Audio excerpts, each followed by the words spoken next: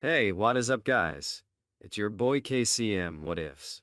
Today we are going to be reading the sealed kunai, or what if Naruto had his true potential sealed away. So sit back, relax, and enjoy. Once again, Kakashi sat aboard a ship, however, the ship wasn't bound for the mainland. This ship was going elsewhere for the time being. It had been a week since he had let Naruto go on an excursion that should have taken him 5 days at the most. Kakashi was, needless to say, worried. He had no idea where Naruto was, other than the fact that he was somewhere in the land of waves, and he knew he couldn't go home without Naruto anyway. Not that he would if he could. Naruto was his comrade, and after his monumental failure with Sasuke, he was going to keep that boy safe. However, he also had to consider the fact that the boy was fully capable of going toe-to-toe with him by this point, and would have a better than fleeting chance of winning if they were to ever face off. Especially if Kakashi was still deluding himself into thinking that Naruto wasn't as powerful as he carried himself as these days. The idea of him fighting a few of the Jonin of Konoha to prove a point seemed rather appealing to the masked man. He wondered who would end up having a good match with him, and who would end up getting destroyed. A few of the thoughts of potential Naruto versus Konoha Jonin face-offs made Kakashi nod his head, and a few made him snicker. So we're finally going to get the blonde idiot, are we? Kakashi was brought back into focusing on the task at hand by Tayuya. It took long enough? Kakashi sighed. She seemed angry, but honestly she was way happier than she had been all week that they were finally going to look for him. Now that the chances of actually seeing him were well increased, she was way more manageable. Kakashi shook his head at that. He had heard from Genma about what Naruto had gotten up to in Kumo.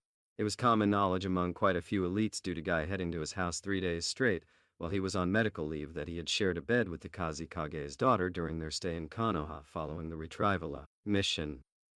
Did that kid even openly recognize the caliber of women he was attracting to him? Kakashi thought it best to play the responsible adult and burst Tayuya's bubble somewhat before they got there. Now, Tayuya. It may be far more difficult to find him than you know. It's been a few days since he's landed here, so chances are his trail has long since gone cold. And that's if it didn't rain. Tayuya visibly deflated while Shikamaru groaned at the prospect of actually having to work on this mission. So what are you saying we have to do, Kakashi-sensei? Kakashi scratched his hair sheepishly. If I can't pick up Naruto's trail, I'll have no choice but to have us wait for him here to return. There's not much else we can do if we can't even find him. Tayuya raised an eyebrow in confusion. Wait.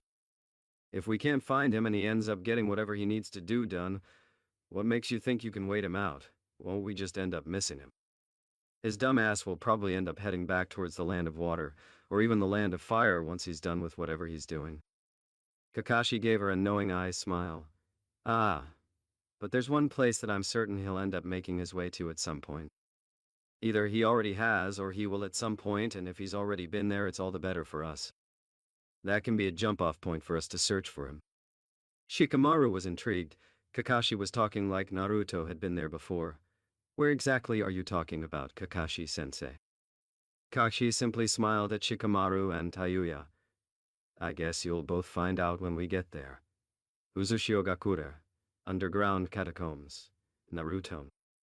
And Sai had allowed Hamako to sleep after telling her the entire story about what had occurred during the destruction of Uzu. They had refrained from telling her exactly what it looked like up there. Well, Naruto did. He had to elbow Sai in the face to keep him from blurting it out. Not exactly the most subtle in social situations, that Sai. After telling her all that they knew and had found out about what happened, they let her cry herself to sleep. And after coming to the conclusion that letting her rest was the best plan all around, they both took up positions against the stone walls and got some rest themselves. During this time period, Naruto almost grabbed Hamako and dislocated her shoulder when she startled him in the middle of the night. Sheer willpower kept him from doing so, as all she was attempting to do was just lay against him. Instead of pushing the distraught girl off of him rudely, like Sasuke Uchiha would have, he wrapped an arm around her and let her stay with him. He was obviously the closest thing to her old life that she had, and the only person showing any empathy to her situation, as Sai's face stayed as plain as a brick wall the entire time they explained the situation to her. The only thing he simply could not get used to was her calling him Uzumaki-sama. That was just weird. So the next morning, they were taking a guess as to the exact time of day, seeing as how they had spent an undisclosed amount of time underground. Naruto gently shook Hamako awake and looked across the room to see Sai simply staring at the two of them blankly. Pretty creepy thing to wake up to. Good morning, Saiko-hai. Sai took that as his cue to stand up. I believe it's time we exit the premises, Naruto-senpai. Naruto nodded and let Hamako adjust her eyes to being open before he let go of her and stood up to start stretching. I agree. But what are we going to do about Hamako? He looked to her as she yawned and rubbed her eyes. What are you going to do when we get out of here? Hamako immediately woke up properly upon having that question sprung on her. I'm not really sure, Uzumaki-sama. I don't have anywhere to go. The massive statue that seemed more akin to her pet now walked up to her and kneeled down. Hamako gave it a sad smile and patted it. It will be okay, Komainu-kun. We'll be fine. She then made a few hand seals and placed her hand on the statue. Kai. The statue, or Komainu, shrunk to the size of a 4-inch doll that she wrapped a rope around and placed around her neck.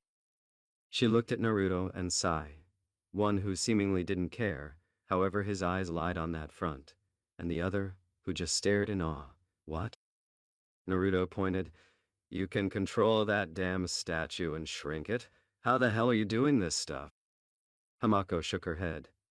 Don't you know anything about Fuinjutsu? Your clan are the best Fuinjutsu users in the entire world. Naruto rubbed his neck sheepishly.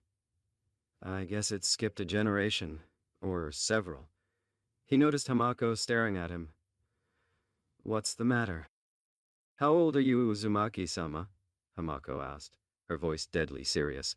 And what level of seal mastery would you say you were at? Naruto and Sai looked at each other. 14. And I don't know.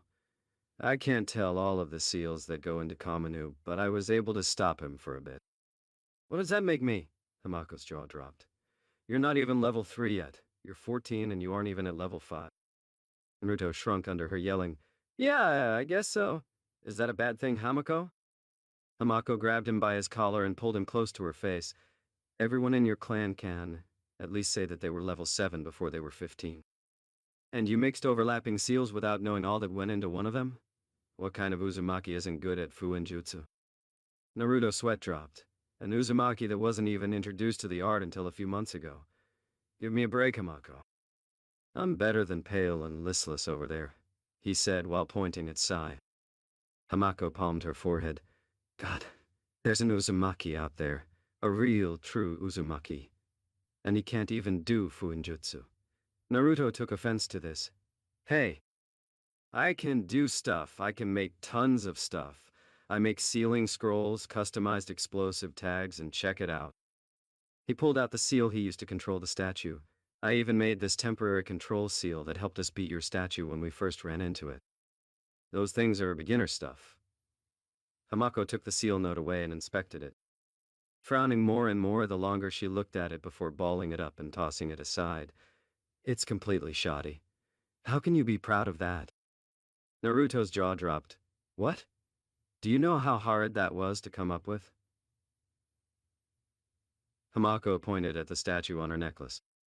Compared to what I did to animate Komanu-kun, you might as well have scribbled your name in crayon and handed it over to me. Your seal has so many deficiencies, I'm surprised it didn't kill you. First of all, simply using it puts you in an internal struggle against your target. The only guaranteed way that you could ever use it was if you tried it on something with no will whatsoever, and even then you could still lose. Although it would be utterly hilarious to see someone lose a battle of wills to an end table. She laughed slightly at the thought before reassuming lecture mode. Second of all, it's so temporary that even if you won the initial struggle, there isn't much you could do with the control you just fought for. And finally, and most important, it's a mimic array. Did you know that? Instead of having the target's movements be an extension of your thoughts, you had it so that the only way they could do anything was if you did it first. That's so stupid. Naruto visibly deflated. Well, you don't have to put it like that. I've been basically teaching myself after Iro-sen pounded the basics into my head. I thought I was doing rather well until now. Hamako sighed before walking up to Naruto and winking at him. Well, at least I know what I'm doing now. Upon seeing Naruto's questioning look, she elaborated. There's no way that I can in good conscience leave an Uzumaki to their own devices with such shoddy seal work. So, until you actually become passable at Fuinjutsu, I will be your teacher, Uzumaki-sama. Naruto stared at her for a few seconds. You're going to train me? Hamako nodded. Yes, because basically, you're not very good at Fuinjutsu at all. If anyone told you that you were there line to make you feel better, they never saw an Uzumaki from Uzushigakura at work. Naruto looked at his hands. Well, when you put it that way. Hamaki clasped her hands together. So it's my responsibility to teach you the right way of going about with your sealing techniques. I owe the Uzumaki clan a debt that I can't repay them now that, well, you know. So I'll have to pay it off through you. That makes me feel so special, Naruto said sarcastically as his eye twitched. But Hamako, I don't want you to do anything that you don't have to. Naruto could see the benefits of having Hamako with him. Yes, he had the scrolls from Uzu that pretty much would make him jump up in skill. But simply looking through the stuff that was listed the other day had him a little hesitant to try them out. Some of them were ridiculously absurd sounding. Other than the chakra-draining seal that would have been a boon in battle, there was a seal that could store chakra. Store chakra and transfer it between people to recharge their reserves, like an adrenaline shot of chakra, and he didn't even want to know what could happen if he screwed that one up. Hamako frowned and walked closer to him. Uzumaki-sama, there is nowhere else for me to go, she said as her natural bangs from her white hair somewhat shadowed her amber eyes from his full view. What would I do? I'm completely out of place here. I know nothing of this current world I now find myself in. And you are the closest thing to my masters that have been so kind to me for my entire life since they found me and taught me everything I know. She bowed to him. I would be honored if I could go with you. Naruto looked at Sai, who didn't have any helpful facial expressions to help him out, or any facial expressions at all. Thus Naruto was forced to go with his gut on this one. That and Hamako seemed like a good girl, although the sooner he could break her of that Uzumaki-sama crap the better. Naruto picked her up by her shoulders to get her to stand again. Hamako, no bowing. I'm not noble. I'm just some guy with the last name Uzumaki. But I have a question. Why were you stuck inside that vault? Sai came forward, finally speaking. I would like to know that as well, Hamako-san. Naruto-senpai and myself were very surprised to find you in there. Hamako took up a thoughtful look. I don't know. Sensei said that he was going to leave the future of our village up to me. And I thought he was going to let me head up with him to fight, but then I ended up unconscious, and when I woke up I saw you two. Naruto shifted his new sword on his back and turned to head down the corridor. We can figure this stuff out later. We still need to get to the surface. Hamako, can you get us out of here? Hamako smiled and nodded. Yes, I remember my way through here like it was just yesterday. Naruto's sweat dropped. Technically for you, it was just yesterday. Hamako growled at him lowly as he backed off. Okay. That attempt at situational humor. Let's just go. As the platform in the first tower rose back to the ground floor once more, Naruto and Sai felt déjà vu, as this had been the place they had fought Hamako's statue Komeinu. Naruto looked around and saw that the door was still sealed off. How are we going to get out of here, Hamako? Hamako walked towards the door and started writing a seal on the door before biting her finger and adding her blood. Fuin Kai! The walls all shimmered before the wall in front of the entrance dropped. She looked back at Naruto and Sai before sighing heavily. I guess it's time for me to see what's left of Uzu. She frowned as she looked around the destroyed tower. If this is any indicator, I'd better prepare for the worst, huh? Naruto and Sai walked behind her as she headed outside. She stopped and looked around at the battle-scarred village. She sighed deeply but did not shut her eyes or look away. Naruto put a hand on her shoulder. You want to take a minute for yourself, Hamako? She shook her head. No. There's nothing more that can be done here. Uzushigakura was my home. Well, this isn't Uzu anymore. It's nothing but ruins now. Even if I stayed, what would I do? Live like a hermit on the grounds of a destroyed village? I'll go with you instead, Uzumaki-sama. My entire life has been to serve your clan. It's all I know. Thus, it is all I'm willing to do. Naruto looked at her strangely. She's kind of like Haku, only knowing how to really serve. Doesn't she have her own dreams and goals? The way she's talking, it's as if as long as there is an Uzumaki about, she can move along. No Uzumaki-sama Hamako. Sai walked out ahead of both of them. Let's go then, Naruto-senpai. I think it best if Hamako-san travels with you. I cannot take her with me into Konoha, and even if I could, I couldn't get her set up as a citizen. Naruto nodded. At the very least, I'll see you out of the land of waves. I need to re-up with my squad, though. Kakashi's gonna chew my butt out once I get back. This wasn't supposed to take this long to do. Sai shrugged. It could not be helped, senpai. If you tell him of your encounter with the Akatsuki, he should understand completely. But do remember to keep my involvement a secret. Naruto watched Hamako pick through some of the rubble nearby. Understood. Though how in God's name I'm going to explain Hamako to him and everyone else is beyond me. But I'm not leaving her here. No way in hell I'm doing that. I'll come up with something by the time we meet back up with the others. Don't you worry. He called out to the white-haired girl. Hamako, are you ready to leave? Sai nodded as she came back over. I wasn't worried at all, senpai. If nothing else, you could actually tell the truth about where she came from. I don't think that would matter too much if you did. Hamako made it over to Naruto. I'm ready to leave, master. Naruto palmed his face. Master? Really? Hamako, come on. You're not my servant, you're not under my command. You're a girl that's my age. Aside from owning any person, owning you would be strange. Strange, and Iro Sennin and Kakashi-sensei would never let that fact die. Hamako shook her head vehemently. That is highly inappropriate, master. You won't let me call you Uzumaki-sama, and now you dislike being called master. Your clan are my retainers. How else am I to show you your proper respect? Master. She finished with a smirk. Naruto grumbled and turned to Sai. Saikuhai? Help me out here. Talk to this girl for me. Sai gave him one of his trademark smiles. She is apparently your property now, Naruto-senpai. That would make that your job. Naruto gave Sai a dry look. You sure don't treat me like a senpai, Sai. Aren't you supposed to listen to me? Kid, shut up and pay attention. Naruto's eyes snapped to attention as he began to look around for any sign of trouble. Sai caught on to Naruto's tension as he quickly followed suit and began looking around, back to back with Naruto. Naruto's fingers drifted up to his sword that he was grateful to have, as his last one had been pieced apart during his last confrontation. Can you tell me where they're coming from, Kyuubi? A growl came from within his mind. Whoever it is, they are doing a great job of keeping themselves concealed. All I know is what you know. That there is someone's presence around here. Be careful. You're not getting us killed in this wasteland. Naruto's eyes panned over to Hamako, who was looking around in confusion.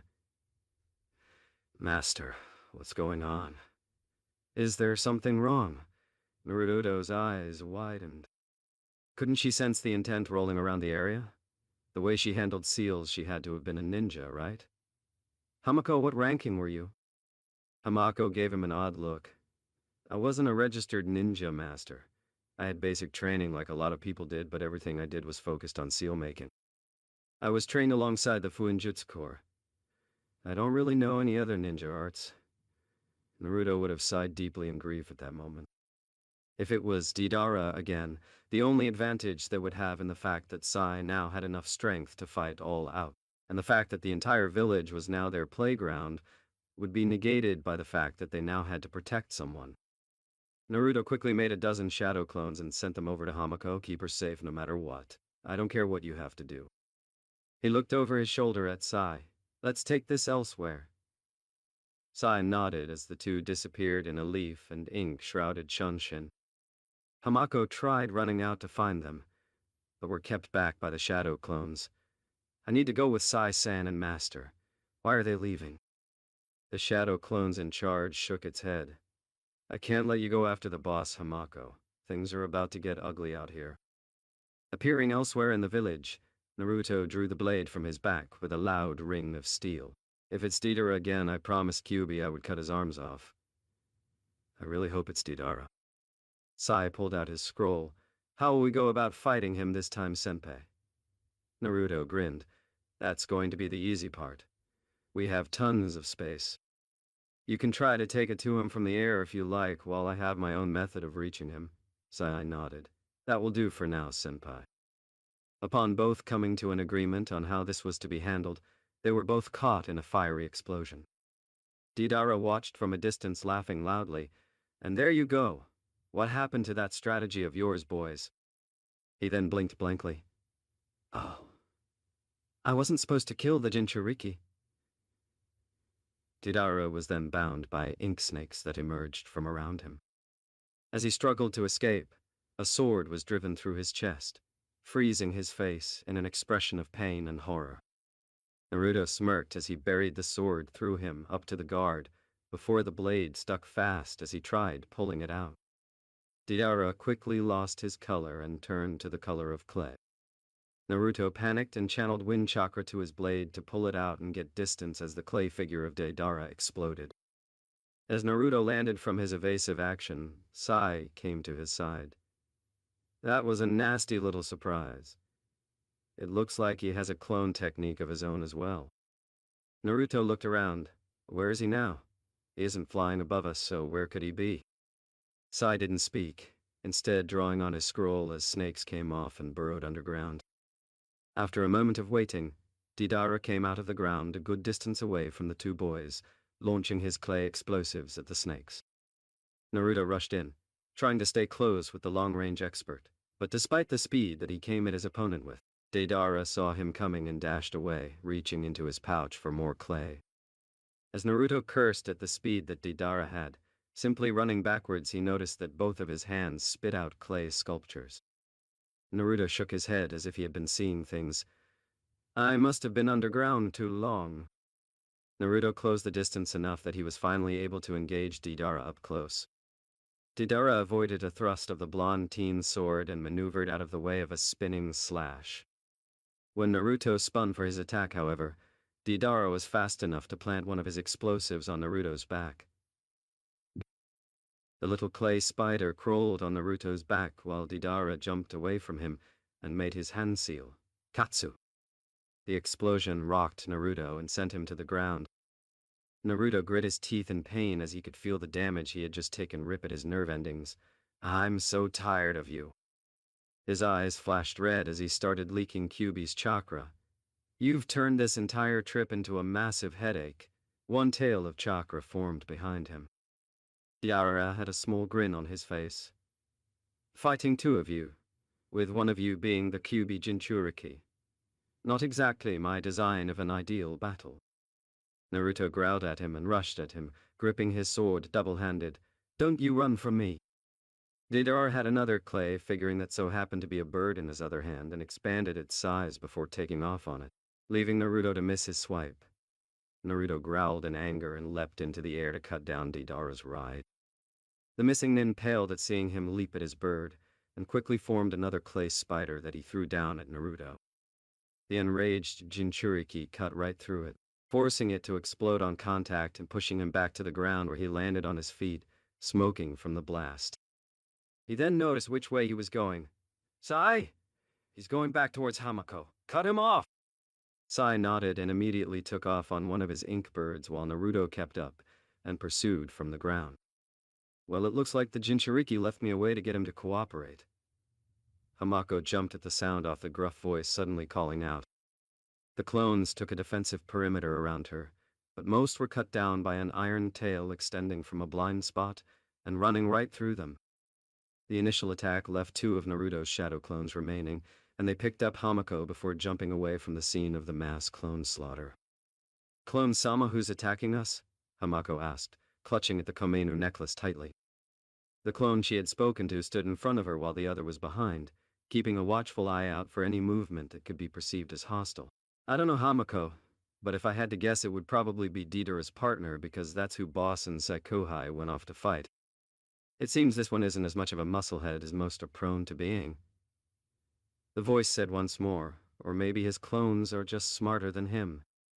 But if that were the case, they would have just dispelled and saved themselves the pain of death that they're about to feel. The clones reached on their backs for their swords, as if we'll just let you hurt Hamako like that. Her eyes widened upon catching sight of markings that ran all along the blade in the clone's hands, but she couldn't bring herself to speak quickly enough. I guess it's easier to just kill you than to try and talk to a clone that has standing orders. With that, Senbon came flying at the clones and Hamako, forcing her two protectors to burst into smoke, but as it cleared there was no sign of the girl. I thought my clone said that I wasn't just going to let you hurt Hamako like that, came Naruto's voice from a short ways off. He was shrouded in the Kyuubi's chakra, holding Hamako close to him. Sai? Sai's bird landed behind Naruto, who placed her on its back alongside him. Naruto-sama? Naruto gave her a small smile. It's okay, Hamako? He looked at Sai. Take her with you. She'll be safer than if she were down here with me. This fight is more along my alley anyway. You take Deidara. Just remember to sever his arms from his body somehow for me. He gave him a questioning look. Can you take Deidara all on your own? Absolutely. Sai looked at the figure who had appeared while they were talking. A hunched, grotesque-looking man wearing the Akatsuki robes. But are you sure, Senpai? Naruto followed Sai's line of sight, and narrowed his eyes upon seeing what his rude comrade saw. I'm absolutely sure. If you can, get her somewhere you know will be safe and keep her there while you deal with Deidara. I know you'll be way better equipped to fighting him this time, but she could still get hurt up there with you two going at it. Sai nodded, understood. Good luck, Senpai. Sai then took off and left Naruto to his own devices amid the ruins of Uzushigakura. Naruto faced down his opponent and drew his sword from his back. Well, you must be Deidara's partner. It sucks for both of you because you're obviously strong or else you wouldn't be here. And now you're going to die. A long way from home or away from anyone that would even care in the slightest. The gruff laughter from his would-be opponent raised the hackles on the back of Naruto's neck. Man using Kyuubi's chakra made him super aggressive. It was taking everything he had to not rush him blindly like he had with Deidara, which was the main reason he was happy that there was another person to fight. The man began to speak. I would say the same thing to you, Uzumaki, except I can't. You technically are home. That, and I'm not going to kill you, I'm going to drag your subdued carcass to have your demon extracted. Then you'll die. Ha ha. Morbid humor, how quaint. Naruto lowered himself. Not that I actually care, since I'm going to kill you and everything, but as I said to your friend when we first met, I try to make it a habit to learn the names of the people after my Byu. Naruto's Akatsuki opponent sighed in reminiscence. You know, I don't remember doing most of this. I actually didn't. This village was mostly eradicated by the time I had gotten here. There were just still many of Uzu's ninja out and about. A remarkable amount, come to think of it. It just goes to show how dedicated they were, but I can't believe I missed one. Again. Tell me, how did you escape Deidara? Not that it matters at this point, but we fell into the whirlpool where there were hidden underground chambers. Naruto's grip on his blade tightened. Who the hell are you, and what do you mean you missed one again? He laughed deeply. Underground chambers, of course. I wondered how those last offenders popped up like cockroaches last time. How ingenious to use the whirlpool, a certified death trap, to escape ruin. And I mean I missed one again because the girl is obviously an Uzu survivor. Where else would you have gotten her? Who the hell are you? I won't ask you again before I stop being so cordial and start cutting things off, Naruto yelled at the man. He laughed at Naruto's anger. From the way you're yelling at me and gripping your weapon so hard, I think you know already. Naruto bared his elonged canines at him. You're right, I do. I just want to hear it from you. Very well then. I am so sorry. Naruto smirked. That's who I thought you were. Before vanishing in a blur of red. Now die! Naruto reappeared right in front of him, his sword drawn back to cleave him into two. With Sai and Hamako, I have to go back to Naruto-sama.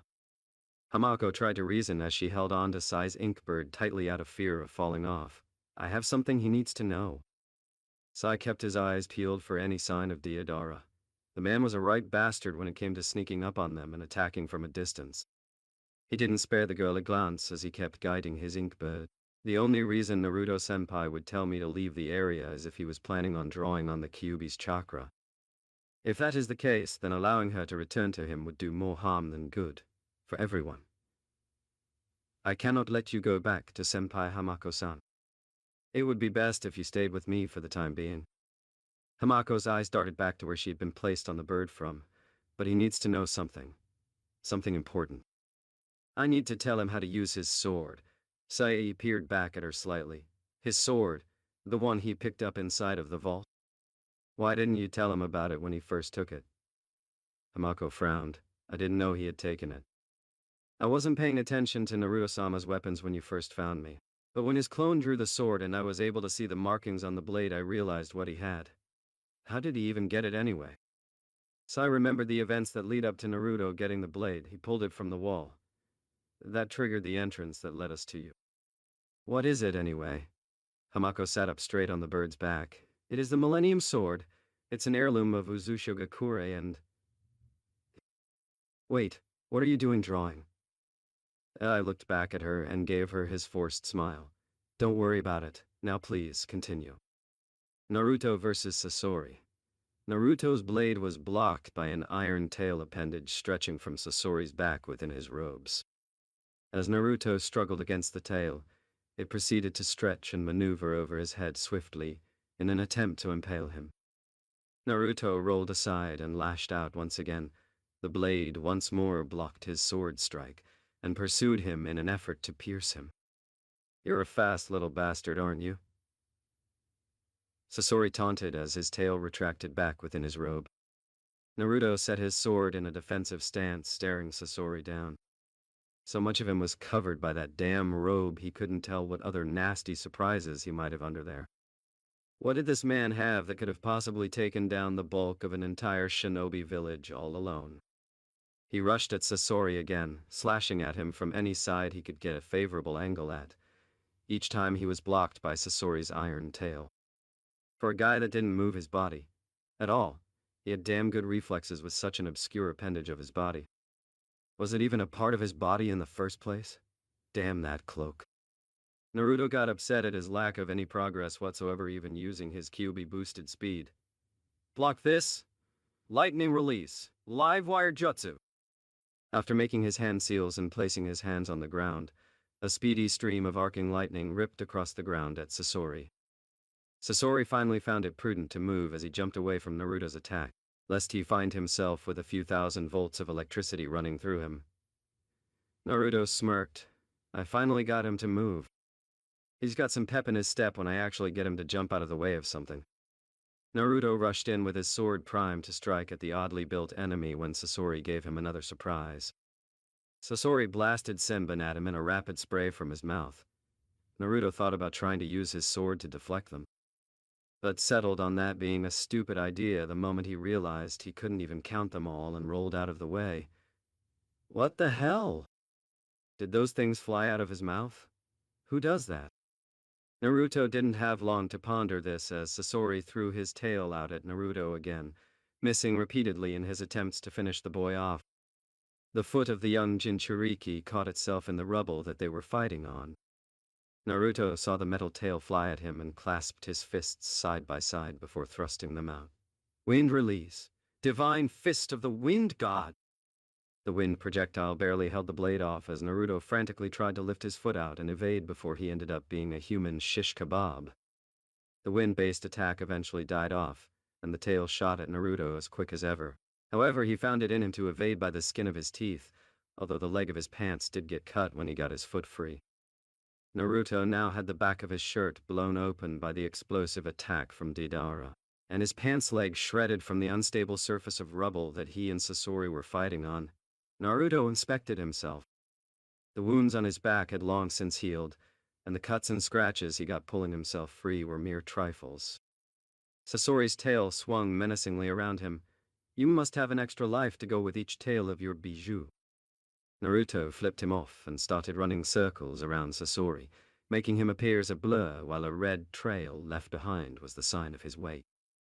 Sasori sighed in annoyance as he tried to use his tail to stab the annoying fly. All he hit was nothing. as simply penetrating the red haze that settled in Naruto's path while he continued running around him. "You're really beginning to work my nerves, boy." Naruto's response was a reasonably sized chunk of debris flying from his shroud that he was running around Sasori at a high speed. Sasori's tail moved swiftly to intercept it. Soon thereafter, even more debris flew at him at an even higher pace. The speed steadily increased, forcing Sasori to give his iron tail a good workout to block them. This pattern continued until Sasori tired of blocking chunks of building and stuck his tail directly into the circle, getting a series of rapid popping sounds for his trouble. The shroud disappeared, confusing Sasori as to Naruto's whereabouts. "Release! Inner decapitation jutsu!" Naruto emerged from the ground directly behind Sasori and slashed his body up repeatedly before landing a distance away and sheathing his sword. "And that's how you do that. That was a good move, kid."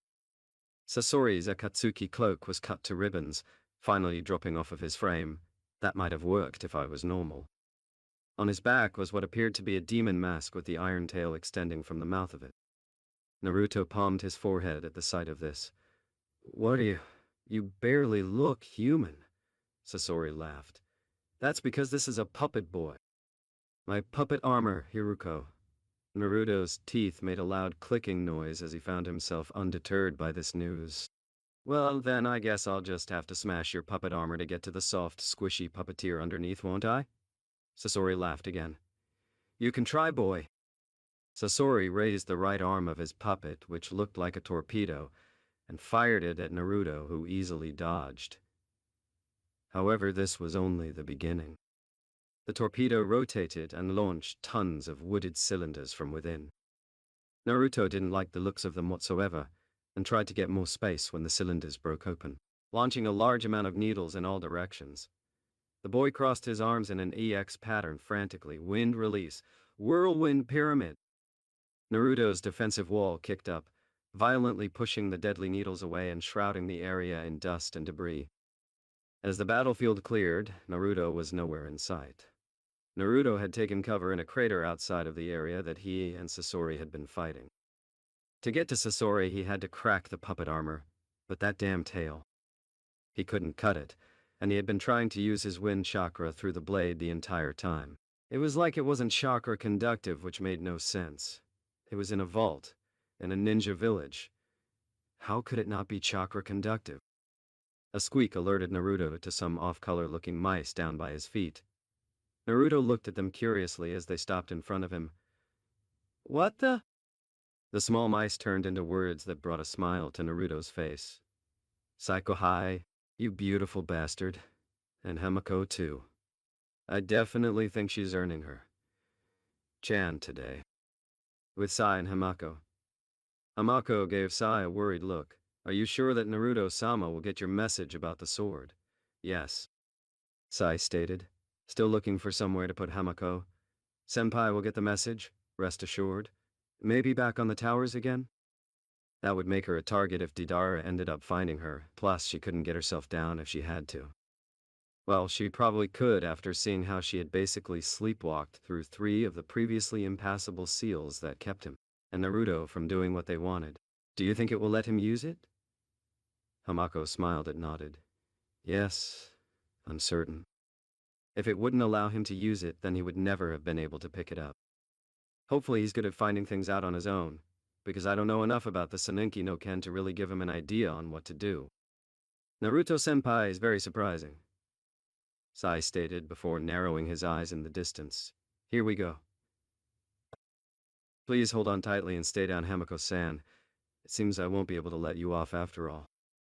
Deidara was watching with a smirk on his face as the scope over left eye was trained on Sai. "I thought I would have to go and interfere with Sasori's battle to get one of you. It's a good thing you decide to come to me." We're not all settled up yet, are we?" Sai didn't answer as Hamako looked between him and Deidara. "Sai, who is that?"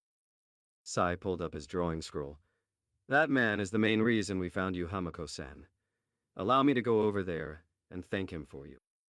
Sai attempted to strike first by drawing out bats from his scroll. Super Beast's imitation picture.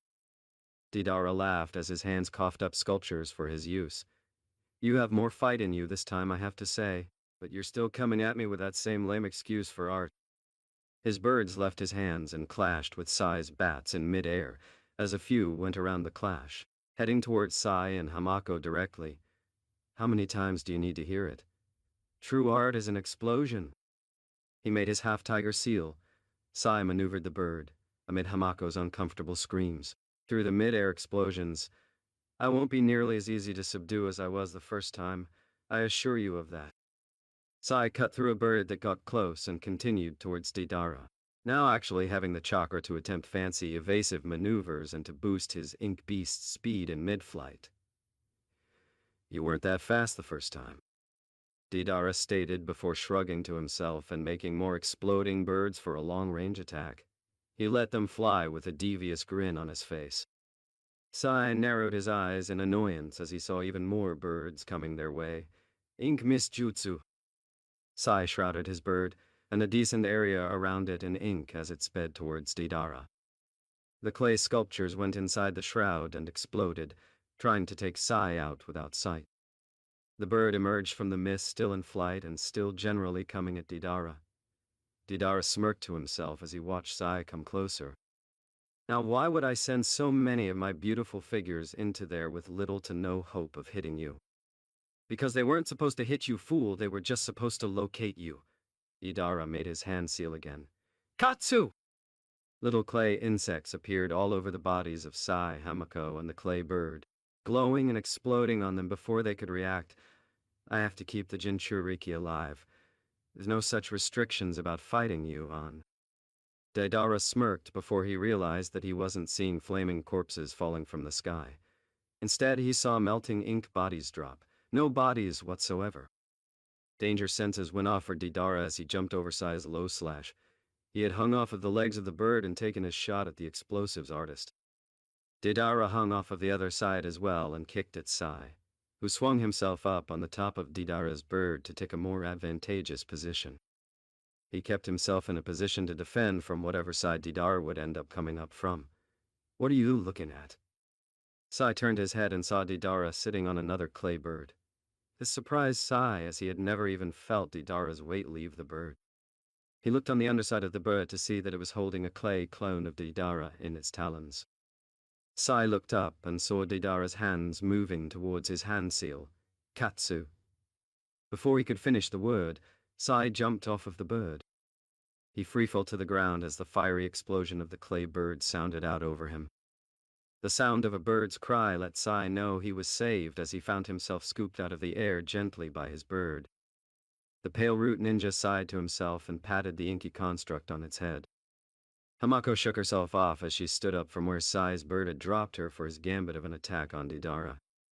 She watched Sai's bird save him from a screaming, flaming death and clutched her Komeinu necklace tightly. Sai-san and Naruto-sama are fighting so hard, and I can't help again. I can never help. All I'm good for is making seals. Her eyes widened before a small smile came to her face. And what's wrong with that?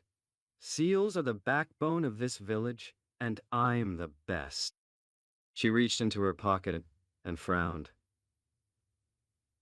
Sai-san didn't have much ink to spare me, but it's better than nothing. I just have to make do with what I have here. It has to be enough. She looked up at Sai, still in mid-air combat with Deidara. I won't be useless here, Sai-san. Naruto versus Sasori. Naruto stepped out of his crater of hiding with a serious look on his face, and his sword drawn. Sasori noticed him. I knew you would come out eventually. You look like the type that wouldn't retreat in the face of insurmountable odds. Naruto let a chuckle escape him. Insurmountable odds? Again with the S-ranked superiority complex. I swear. It's like none of you fools get it. Naruto's amused face slipped. I could have tried to run. Even if I didn't get away, I could have tried. I am your objective after all, right?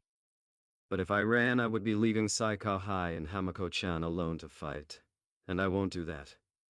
Sasori gave the boy a cursory glance. Nothing had changed to give him such confidence. So why was he acting so brazen?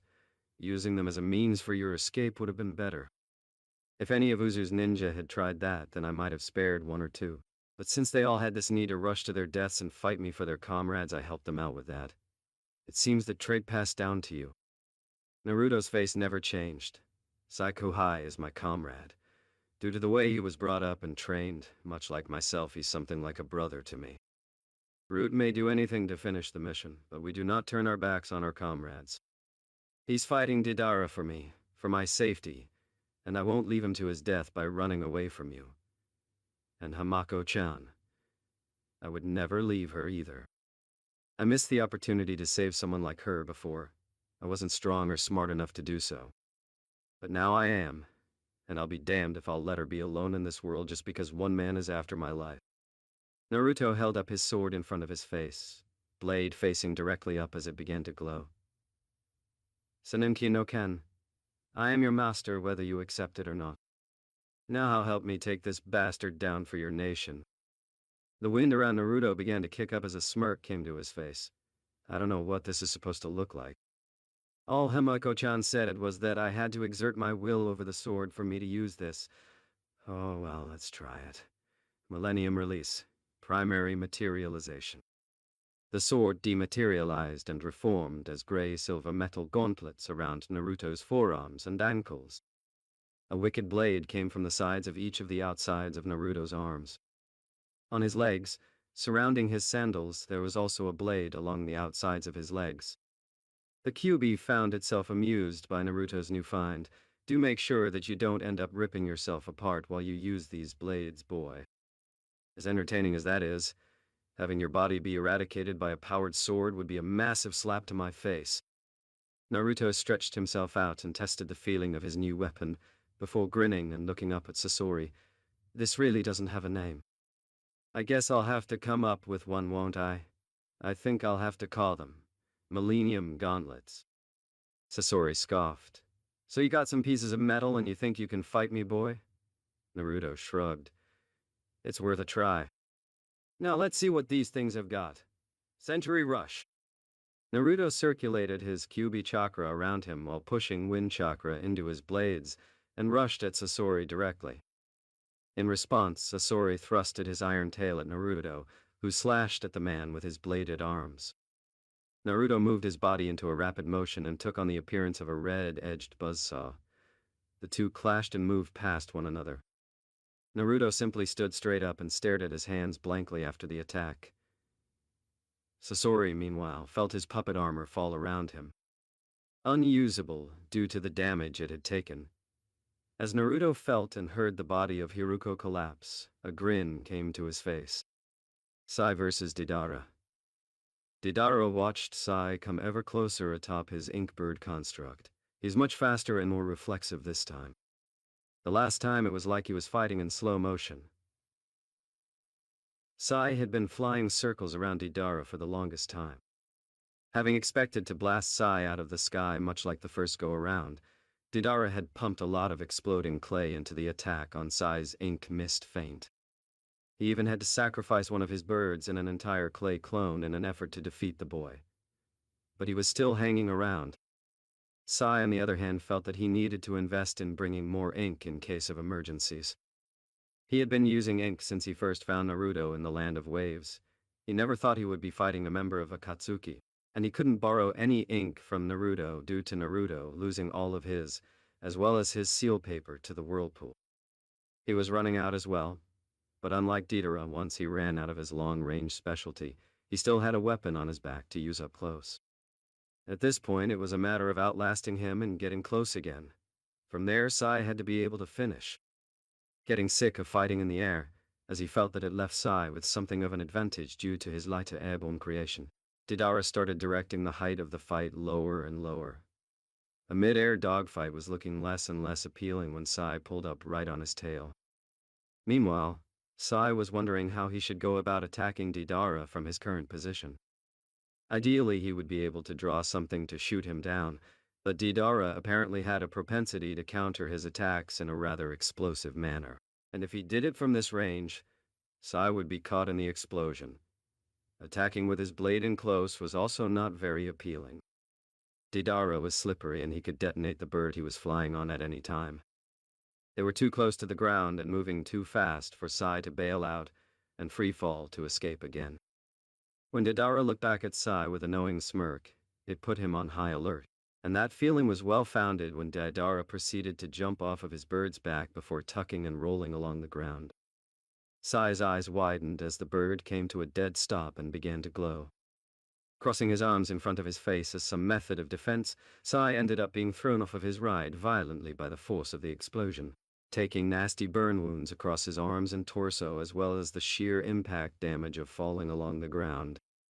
Sai rolled onto his belly and crawled along the ground as the blood from a gash on his head soaked into his forehead protector and down his face. This really isn't good. Naruto vs. Sasori.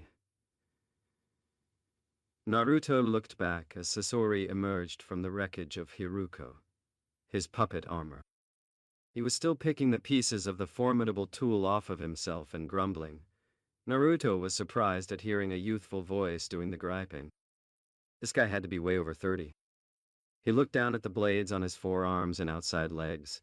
It really sucks that this is the only way that I can channel elemental chakra to the blade. But I have to say, after that first attack, I can't complain too much. Sai's message to him was taken verbatim from Hamako about his weapon. The sword was a special construct for whoever was the leader of the village at the time.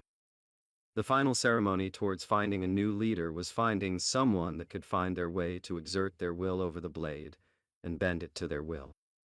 Throughout the existence of the sword, the Senenki no Ken was never the same thing twice. Therefore, the gauntlets were Naruto's own creation and the physical manifestation of his spirit.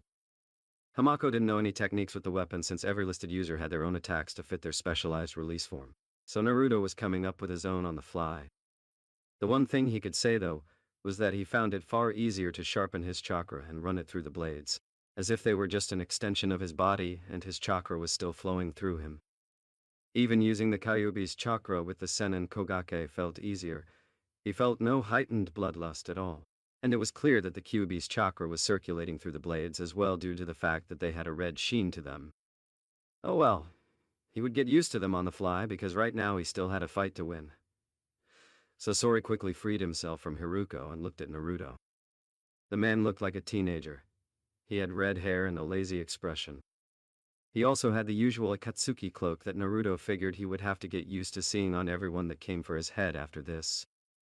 Naruto raised an eyebrow in confusion. You sounded way older inside that stupid puppet. Sasori gave Naruto a cool glance. So I've been told. A puff of smoke surrounded him.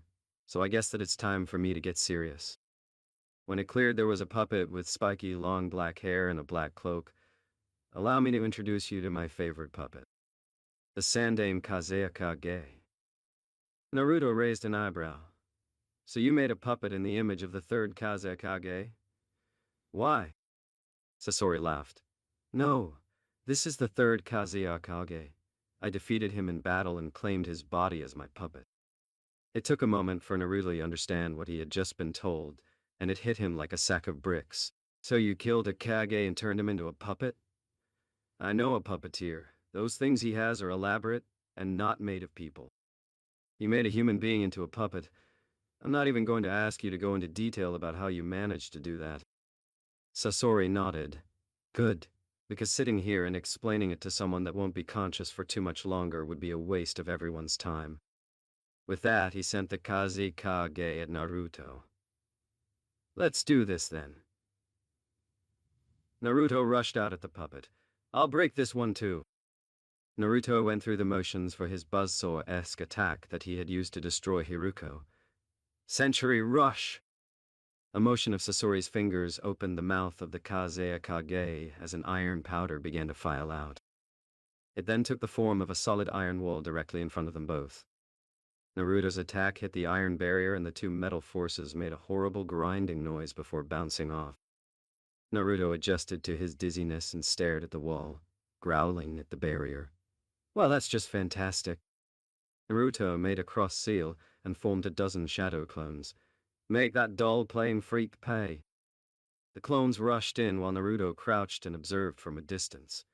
They all went around or jumped over the iron wall to attack Sasori. His body twitched as the memories of how they were violently dispelled came to him. He simply stood still and crouched on all fours on the ground, priming himself for an opening to attack. The wall of iron collapsed back into powder before shooting at Naruto rapidly. Iron sand drizzle. Fuck! Naruto generated his one-tail cloak of chakra and cut out in a hasty retreat, away from the almost microscopic iron projectiles. He was shocked to see that they had such a wide range of spread. How the hell is that even happening? He cut back to avoid getting overtaken by the small iron pellets, and rushed Sasori and his Kazekage puppet as he generated a Rasengan in his right hand and drew it back to attack. Looking closely at Sasori and the third Kazekage puppet, Naruto saw that his clones were able to get close enough to force a short conflict, as the cloak of the Kazekage was somewhat shredded, revealing a shut chest compartment. As he bared closer to the puppet user and his prized tool, his senses of danger went off due to the fact that Sasori wasn't moving. He wasn't even making an effort to get the Kazekage in his way to run interference. Naruto aborted his attack just in time to see the mass amounts of iron particles stop in front of Sasori and his puppet. The chest compartment was wide open as a strange glow emitted from it. It had to be some kind of strange control thing for the sand, as it wasn't visible until it came close enough to almost hit Sasori. That needed to go if he was ever going to get any misdirection on Sasori. He had to put yet another thought aside for later as Sasori pressed his advantage. Thousand Hands Manipulation Military Art. A series of compartments opened up in the left hand of the Kazekage puppet, with a series of summoning seals in them. From the seals came an obscene amount of puppet arms that expanded out at Naruto. They crashed directly in front of him as he dodged the move. Naruto prepared his body to cut right through them before he got another nasty surprise from Sasori. After detaching from the Kazekage, the arms shot poison gas that Naruto was caught off guard by. He quickly emerged from the cloud and went through with his plan to utterly eradicate the puppet arms with extreme prejudice, using his modified taijutsu to dice them up almost effortlessly, turning them into useless chunks of wood. His vision started to swim as he set himself back into a stance to battle with Sasori. He stopped and glared at Sasori, who took the time to speak to him. "Do you feel it yet? The paralyzing effects of my poison?" Naruto frowned. "So that's what that was? QB systems purge, please." Naruto cringed at the feeling of QB running his chakra through his organs and nerves to clean his system before smirking at Sasori. "Yep. Felt it. It's not really that bad. It's like a mixture of tons of stuff I've already had before. You deal with it once, you can deal with it all at once. Your poison is useless." For not showing it, this significantly caught Sasori off guard. He had somewhat been banking on his poison to subdue Naruto. It was meant to paralyze Naruto and slowly kill him over the length of 3 days. How else was he going to capture and transport Naruto all the way to a point where he could have his BU extracted without paralyzing him? He would wake up and break away. But now that his poison proved to be ineffective, he had to come up with a new way to keep Naruto down without killing him. Naruto, on the other hand, didn't have such restrictions, and immediately proved that to Sasori with his next move. Naruto pulled out a handful of shuriken and layered them with wind chakra before throwing it at Sasori. The puppeteer called forth another iron wall to block for him, but Naruto ran through a series of hand seals, shuriken shadow clone jutsu. The sheer raw amount of shuriken made by the replication technique stuck into as well as went over the iron wall when Naruto then made his next move. Flying through more hand seals. Lightning release. Lightning shuriken. The shuriken above Sasori's head began to rain down a torrent of electricity that forced him to flee alongside his puppet. A few jolts actually hit the Kazekage puppet and gave Sasori a significant shock himself as the electricity coursed through his body. The smell of the burnt hair and flesh from the Kazekage wafted through the air. Sasori's eyes narrowed as he saw that the attack had disrupted his puppet's magnetic apparatus. It was slowly losing its power and would soon be useless and deactivated. Naruto grinned at Sasori. "You aren't going to beat me with a lucky scratch, Sasori. You need to actually finish me to claim victory. I wonder if you actually have anything capable of doing that. How did you even take this village down anyway?" This village became too dependent on its fuinjutsu. Sasori started. Everything that made this village unique and powerful was based on its sealing techniques. From the genjutsu seal they had at the perimeter of the forest surrounding it that would force people to wander about, to the defenses set up around major choke points in the village. After being able to negate that advantage and engage them personally, I found that they weren't as skilled as many believe they were. Naruto didn't accept that answer. There were still too many things to consider on that front. You're just one man, no matter how you cut it. To take on the bulk of an entire military force seems beyond you in a straight fight. I suppose I'll get the answer from you before I finish you off for good. Sasori simply smirked. Finish me off for good? Just try it. The red-haired puppeteer had the Kazekage make use of its still active magnetic part, and launched two masses of iron sand at Naruto. As he made to dodge, Sasori simply spoke the name of his attack, calmly and coolly. Iron Sand World Order. Sai versus Deidara. Sai eventually picked himself up off of the ground, his head swimming due to the concussive force of the blast and the impact of his hitting the ground. He idly wondered why Deidara hadn't arrived to finish him off. Not to look a gift horse in the mouth in this case, he pulled out his tipless tanto and began slowly stalking the ruins for a sign of Deidara. He fell off of his ride as well. Even if it was intentional, there was no way that he was at 100% himself after that. He limped along the area looking for Deidara. Why was that bastard so good at covering his tracks? He and Naruto never even saw him every time he attacked until it was too late. Sai found himself rocked by an explosion that came from under him when he placed a foot on the rubble that made up the bulk of Uzushogakura. Sai's sandal and pant leg on his right leg were destroyed. Stepping on a landmine, so that's what Deidara had been doing for so long. Looking at the burns on his leg, Sai was extremely grateful that Deidara's explosives didn't have any shrapnel in them.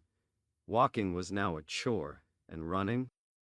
He didn't even want to think about how he would run for the time being. At this point, his best bet was holding out until he could get some assistance in the form of Naruto. But seeing as how Naruto had his own opponent, he needed to figure out his own way to win or at the very least survive. For the time being, all he could do was take a rest and hide. He was next to worthless the way he was, and trying to move now would probably make things worse than they already were. Sai ran through his supplies and checked his stuff. He still had his tanto that he had placed onto his back once more. He had his scroll. He had enough ink to hopefully carry him through the rest of the fight. He still had a holster full of kunai and a pouch of shuriken. No explosive notes. Much like Naruto, all of his were ruined when they went into the whirlpool. He also had gauze. That was what he needed right now. Something to cover his wounds to keep them from getting infected while he was running around the battlefield. Wrapping his torso, his now exposed arms, and his wounded leg, he let himself settle for a moment. He pulled up his scroll and drew up some ink mice to search for Deidara. In the meantime, so he could at least perhaps get the drop on him once he felt well enough to move before a subtle clicking noise alerted him to his left. Turning his head, he saw a clay insect sculpture with its eyes glowing red. Sai immediately propelled himself out of his area of hiding before he found himself caught in another explosion. As he looked around, he saw a dozen of the insect sculptures crawling his way. Suicide sentries sent out by Deidara? But where was the man himself? That was what Sai needed to know right now. In the meantime, he drew out his shuriken and tried hitting the explosives before they could get any closer. As they connected with them, the blast signified that he had finished them off, but now it was abundantly clear where he was, and he could be picked off at any time by Deidara. This was made abundantly clear when Sai looked up and saw clay birds circling overhead. As they came careening down at him to finish him in a suicide dive bomb, he heard explosions come from behind him before a massive shadow covered him with its stone frame, covering him from damage as the blasts rocked his apparently mobile cover. That was close, Sai said. Sai turned to see Hamako right next to him with a small smile on her face at being able to reach him to assist. Hamako-san, what are you doing? Senpai gave me orders to make sure you were out of harm's way. Hamako frowned as even more explosions sounded out around them. Well, that's not fair to you two, is it? Doing all of the fighting alone like that. And even more so to me. What am I supposed to do if you two are killed here? I don't know anything or anyone in this time. How am I supposed to get along? If that's the way things are going to go, I might as well fight too and risk myself as well. Sai winced somewhat as he was beginning to feel his injuries. The adrenaline from the hiding and searching finally wearing off. You aren't a shinobi, Hamako-san. You couldn't help either myself or Naruto-senpai in combat. Hamako gave him a deadpan look. Really? Because what do you think is shielding you right now? Your iron will to live? Sai sweat dropped with an expressionless face. Random misplaced and sturdy debris? Hamako kept her look as the explosions stopped. Komanu-kun, let's get Sai-san moving again. He's no good to us if he can't even dodge. We have to be the ones to move for him. The statue? Was what Sai was thinking. How is a statue going to move for me? I'd be better off moving on my own feet than relying on that massive thing to get me around safely. He didn't have time to dispute with her, however, as the stone cover that had been his saving grace just moments ago had picked up both him and Hamako and set them on adjacent shoulders before stomping along the battlefield. Sai looked at Hamako, who was smiling at being able to seemingly help. This is going to hurt me more than help me. I can't use chakra on this statue, remember? It absorbs any that come into contact with it. Hamako grinned and patted the side of Komanu's head. Oh, that. I turned that off. Sai raised an eyebrow.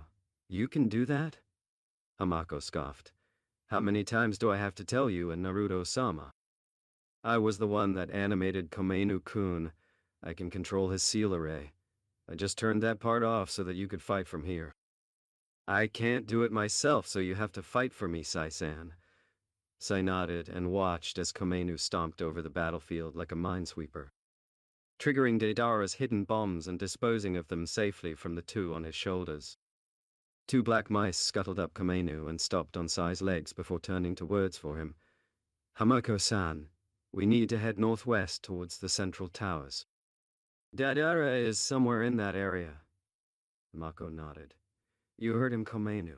Take us to the citadel. Naruto versus Sasori. This is total bullshit. Naruto yelled as he dodged ever-expanding branches of metal from running him through.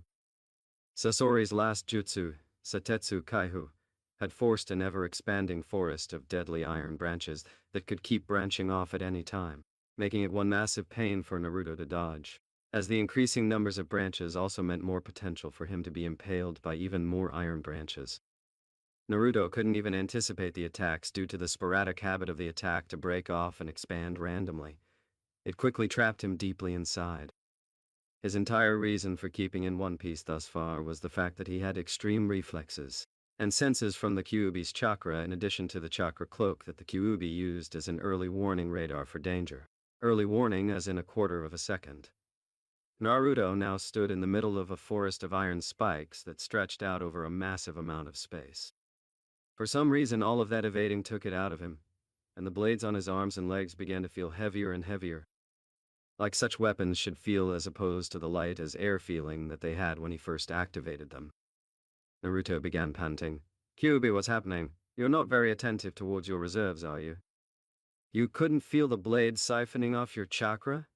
The demon in question asked in a disbelieving fashion.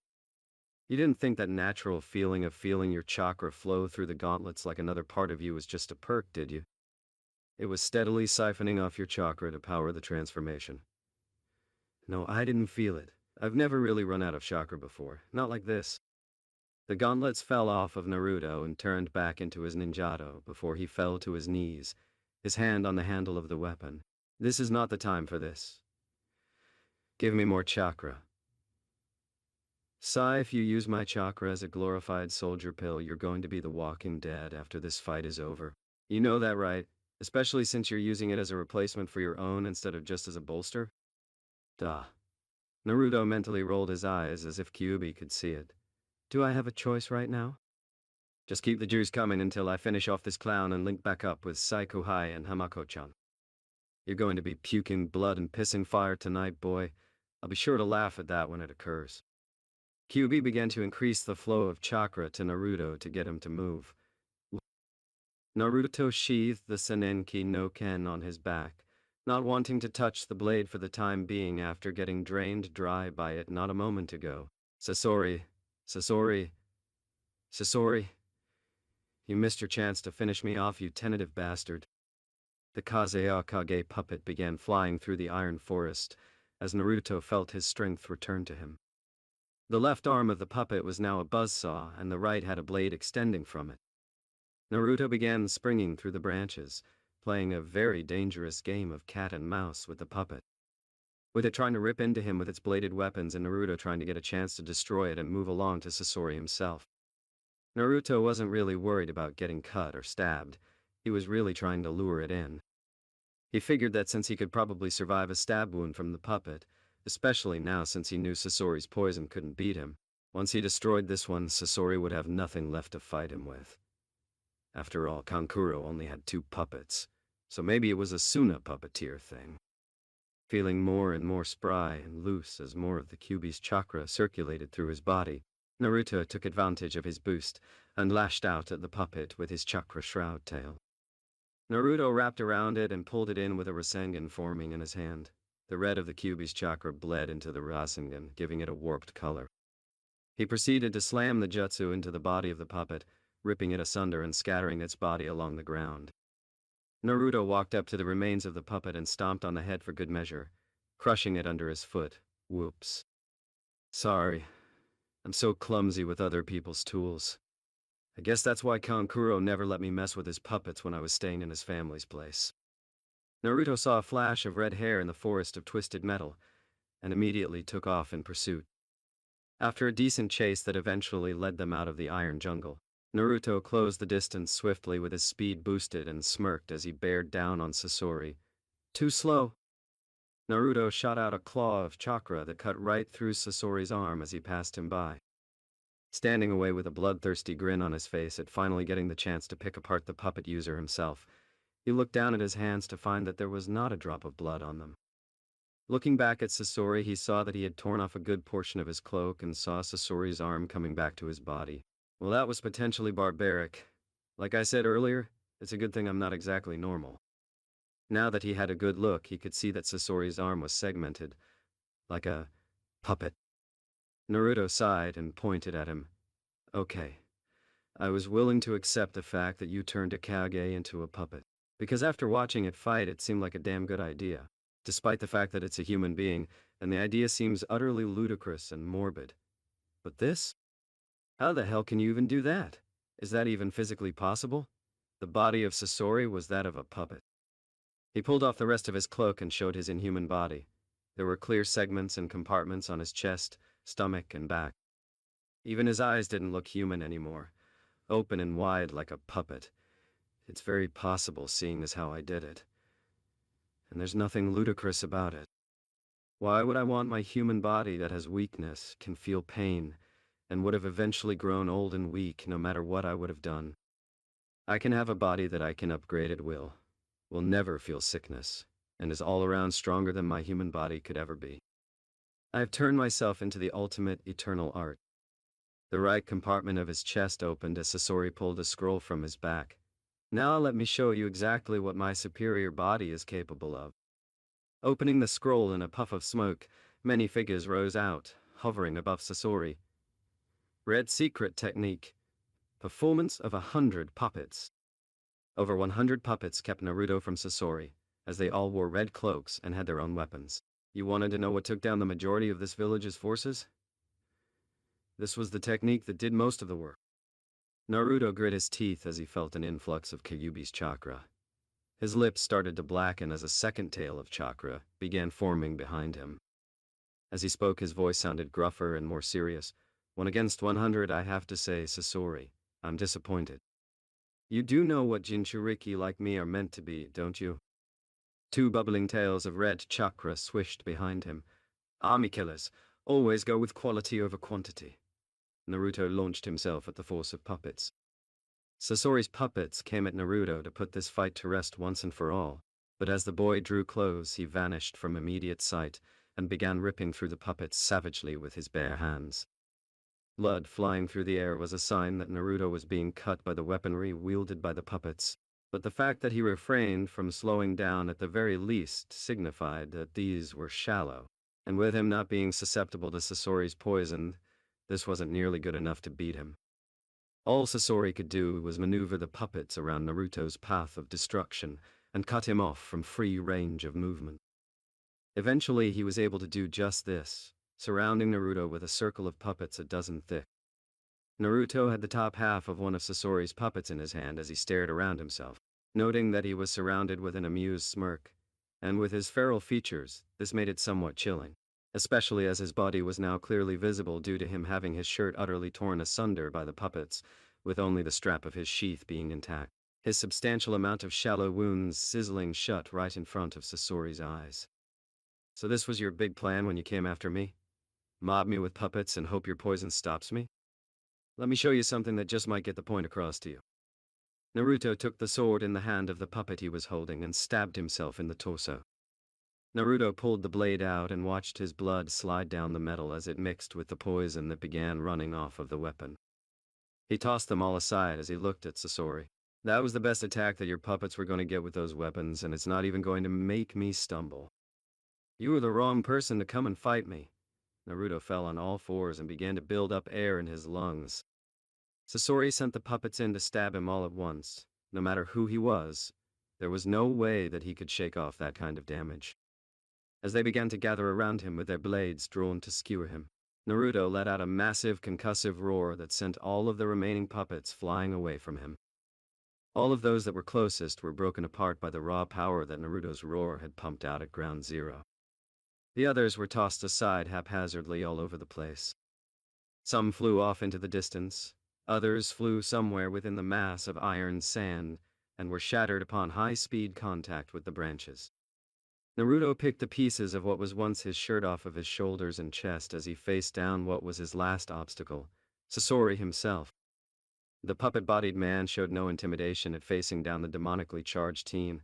I'm not done yet. Though I have to say, for a Chunin, you happen to be a tougher rundown than previously perceived. Itachi said that you were able to survive against him the first time based off of pure misdirection and unconventional tactics. Naruto chuckled in his gravelly voice, his vocal cords manipulated by the chakra running through him. I've had almost an entire year to prepare since then. Itachi and Kisame actually matched up with me. You don't. Why you were sent to deal with me, I'll never know. And neither will you, since I'll just have to rip you apart just like I did with every other puppet you've thrown at me today. It won't be nearly as easy as you believe it will be. Sasori lifted his palms and revealed pipes that spewed intense flames from them at Naruto, who moved aside and started working angles to get at Sasori properly. As he approached from the back left, poles emerged from the back of Sasori's hips with 5 blades attached that began spinning rapidly. Naruto diverted his attack to avoid getting puried by the blades as Sasori took off at blinding speed to get some mobility going. Naruto smirked. So now he wanted to move? He had been fighting the entire battle as stationary as he could. And now he decides on dynamic movement once Naruto had it in him to see how many chunks he could tear Sasori into before he stopped functioning. He didn't know whether to be pissed off that Sasori could now move so quickly, or ecstatic that it wouldn't be that easy to pin him down and rip his head off. Banking on the Kyuubi's ever-growing presence in his person giving him these thoughts, Naruto began tearing across the ruined landscape in pursuit of his barely human foe. Sai and Hamako versus Deidara. The Rising. Towering metal structure off in the distance earlier didn't ease Hamako's worries about how Naruto was doing in his fight. But seeing as how they weren't currently being engaged by the man Naruto had been fighting, they figured that he was still alive and kicking. Hamako had to admit, after seeing that, if she had remained with Naruto, she would have been a liability. At least now he had a chance to only have to worry about himself. Besides, Sai seemed to require the aid after seeing how heavily he was bandaged. And knowing that he didn't look like that when he dropped her off, he must have been injured pretty badly to require that. They had themselves to worry about for the time being. As they neared closer and closer to the triumvirate of towers that Naruto and Sai had found so much misery in on their first day in Uzu, they noticed that there were no more mines. Since they were getting closer to Deidara's position, didn't that mean there should have been more of them? And yet Komainu hadn't run over any in quite a while. The pale boy looked over at the silver-haired girl who didn't seem frightened at all about heading off to fight. Aren't you at least a little unnerved about fighting this person? He's been giving me and Naruto senpai fits ever since he first showed up. She turned to Sai. Are you scared? Sai frowned. I don't have feelings like that. Hamako shook her head and started looking out at the path as they neared closer to the towers. I'm not scared. I'm not even supposed to exist in this time, apparently. I should have died with everyone else, but I didn't, and now I'm here. Why would I be afraid of dying in a battle that I'm not even supposed to be alive to fight in the first place? As long as I can help you and Naruto-sama, then I'm okay with this. Sai's eyes narrowed as they now stood between two of the towers, with the other destroyed one on the other side of the clashing rivers that made the whirlpool that gave the village its name. He was around here somewhere. There was no reason for him to leave. He had the complete advantage here. Deidara watched from his cover of rubble from across the river. Sai and some white-haired girl were riding a statue. A giant walking statue. He couldn't have grinned any wider if Sai had painted a multicolored bullseye on his chest. He stuck out on that thing's shoulder like a sore thumb, and while he could see how it would have been useful when avoiding his sentries and landmines, now that he was here to actually take shots at Sai himself, it was naught but a hindrance. If that's how this is going to go, then I can finish him without going through the rest of my clay, or even moving. He rubbed his broken leg. Jumping from a speeding bird in flight was not one of his most capital ideas. However, the plus side, from the look of Sai, it certainly worked for him, as he didn't really look much better off whatsoever. His hand spit out a wad of clay that he manipulated into 3 bird sculptures that he sent flying out at Sai and his newfound ally's pet statue. Hamako saw the first one coming and pointed out at it. Komanu-kun. The statue swatted it out of the sky. In response, it exploded on the arm of the golem. It was so close that Hamako could feel the heat from the blast on her entire body. Sai saw that there were 2 more coming in from both sides of Komenu.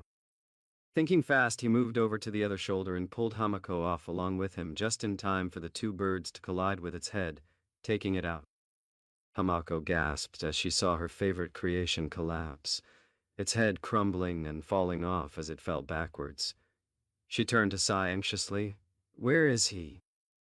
Those last 2 came from nowhere, and Komenu is gone. It took me so long to make him.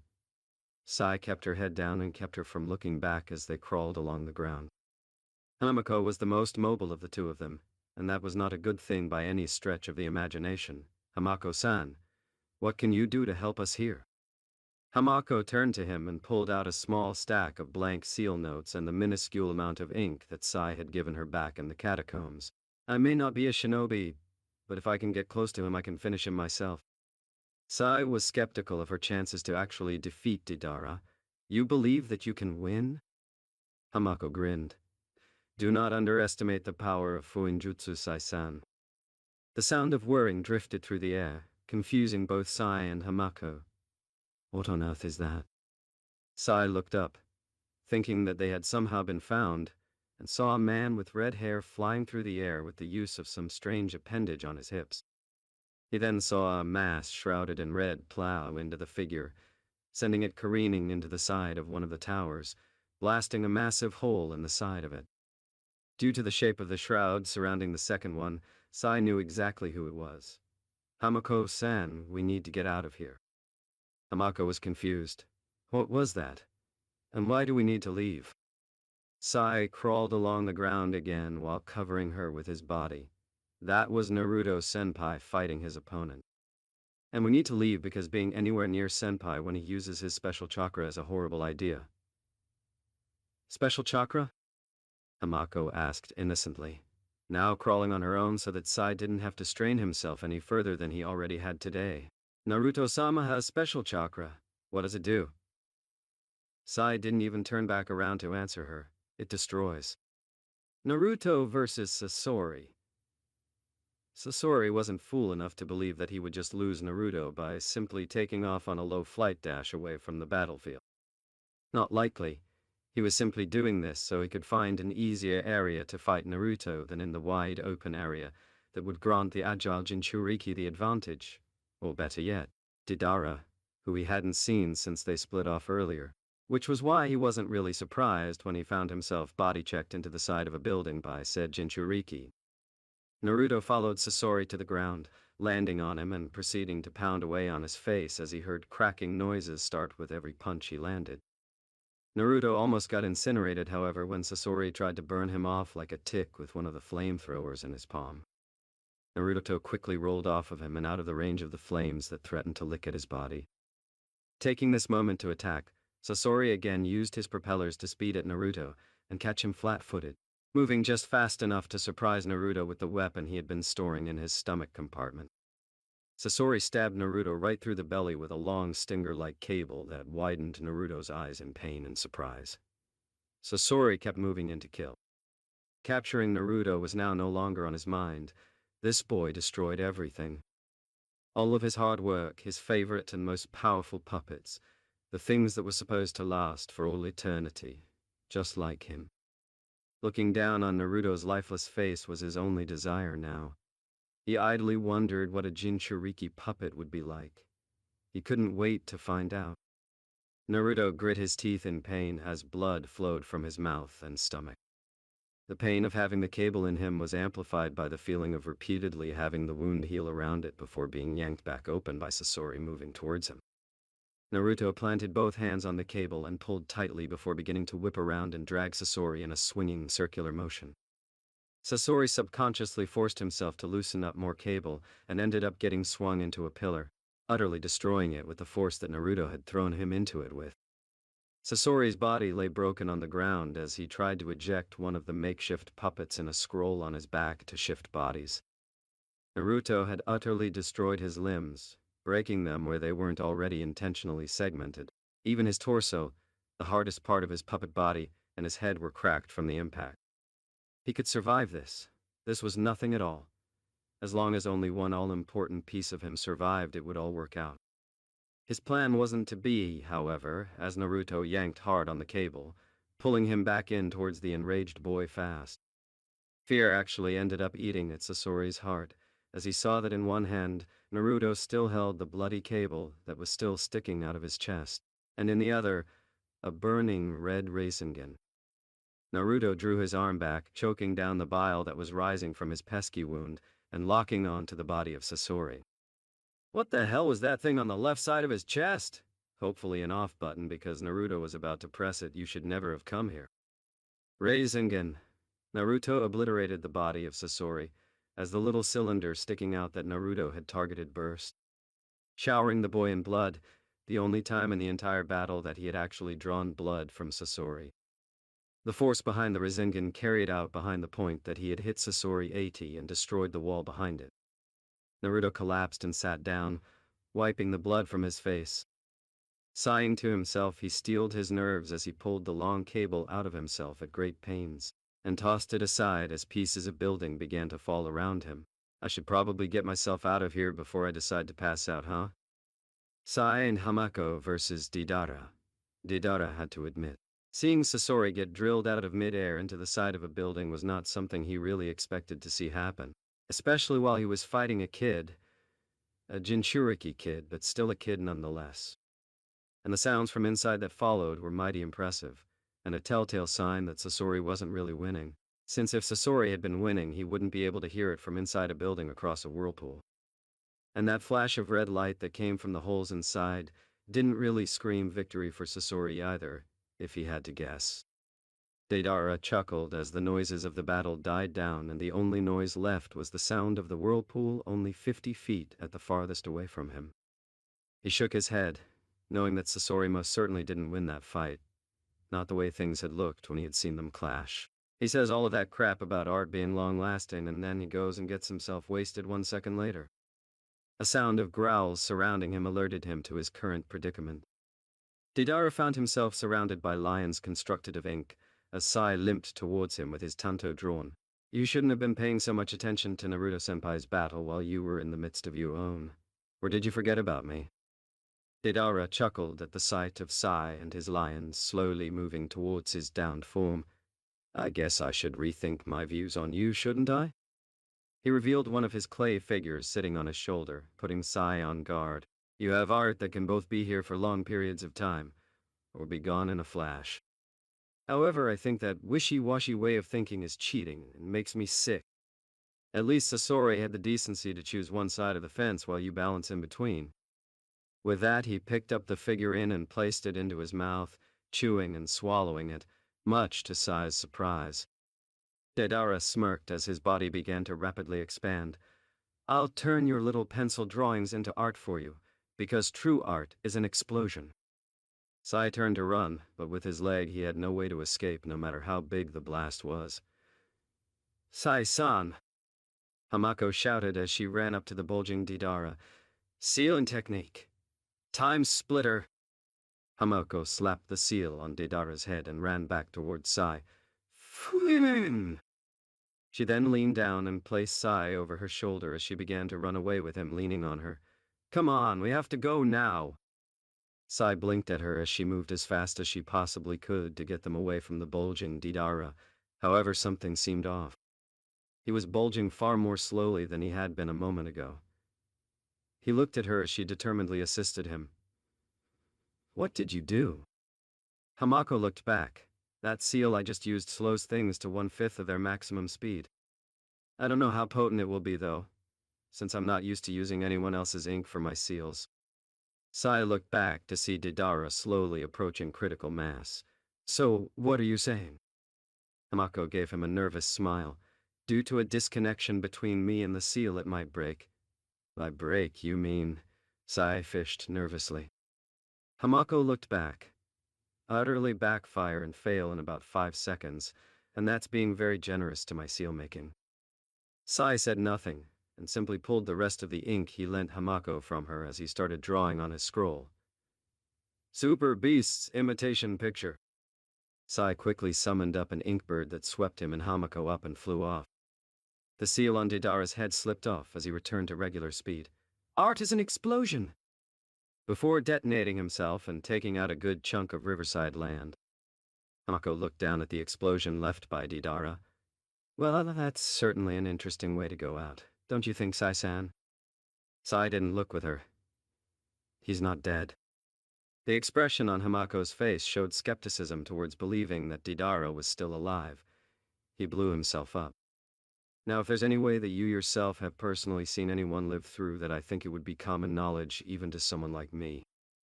Sai shook his head. This isn't the first time that he made a false figure of his explode. He probably switched himself out with it before we were able to reach him once he realized his partner was dead. Even if he could have defeated us, he wouldn't be able to beat Naruto-senpai afterwards, making his staying here any longer a null point. Hamako nodded before her eyes widened. Naruto-sama, what happened to him? Is he all right? Sai turned the bird around to head back towards Naruto's last known whereabouts. Deidara limped out of the vicinity of the village, using the trees for support. I guess I'll have to wait until next time, little pale drawing boy, he said to himself as he walked along. With Sasori gone, it seems that you're the only one I can test my own art against now. He looked down at the mouths on his hand. I wonder, will it be my art of a single moment, or your ink constructs that trumps the other in the end? A smile slowly made its way onto his face. For some reason, I can't wait to find out. Sai landed his bird in the midst of the tower that Naruto plowed Sasori into, and let Hamako off while he stayed on it with his wounded leg. Hamako ran to the collapsed building and sifted through the rubble. How did the building even fall? Sai yelled back from his place on the bird. Deidara's blast must have been strong enough to take out what was left of the tower. Naruto-senpai probably did a number on it from the inside to weaken it as well. Hamako picked through significant pieces of fallen building. Naruto-sama! Are you all right? Say something if you're still alive. Oh. Naruto pushed a chunk of roof off of himself as Hamako ran over to check his injuries. Please tell me you killed that bastard Sai Kuhai. Sai's bird walked over with him on its back. Sorry to say I couldn't, senpai. He escaped after you killed your opponent. Sasori, Naruto said. I killed Sasori. That's who that was. Hamako stared at Naruto in disbelief. They had told her that he was the one who had destroyed her village, and here he just beat him immediately.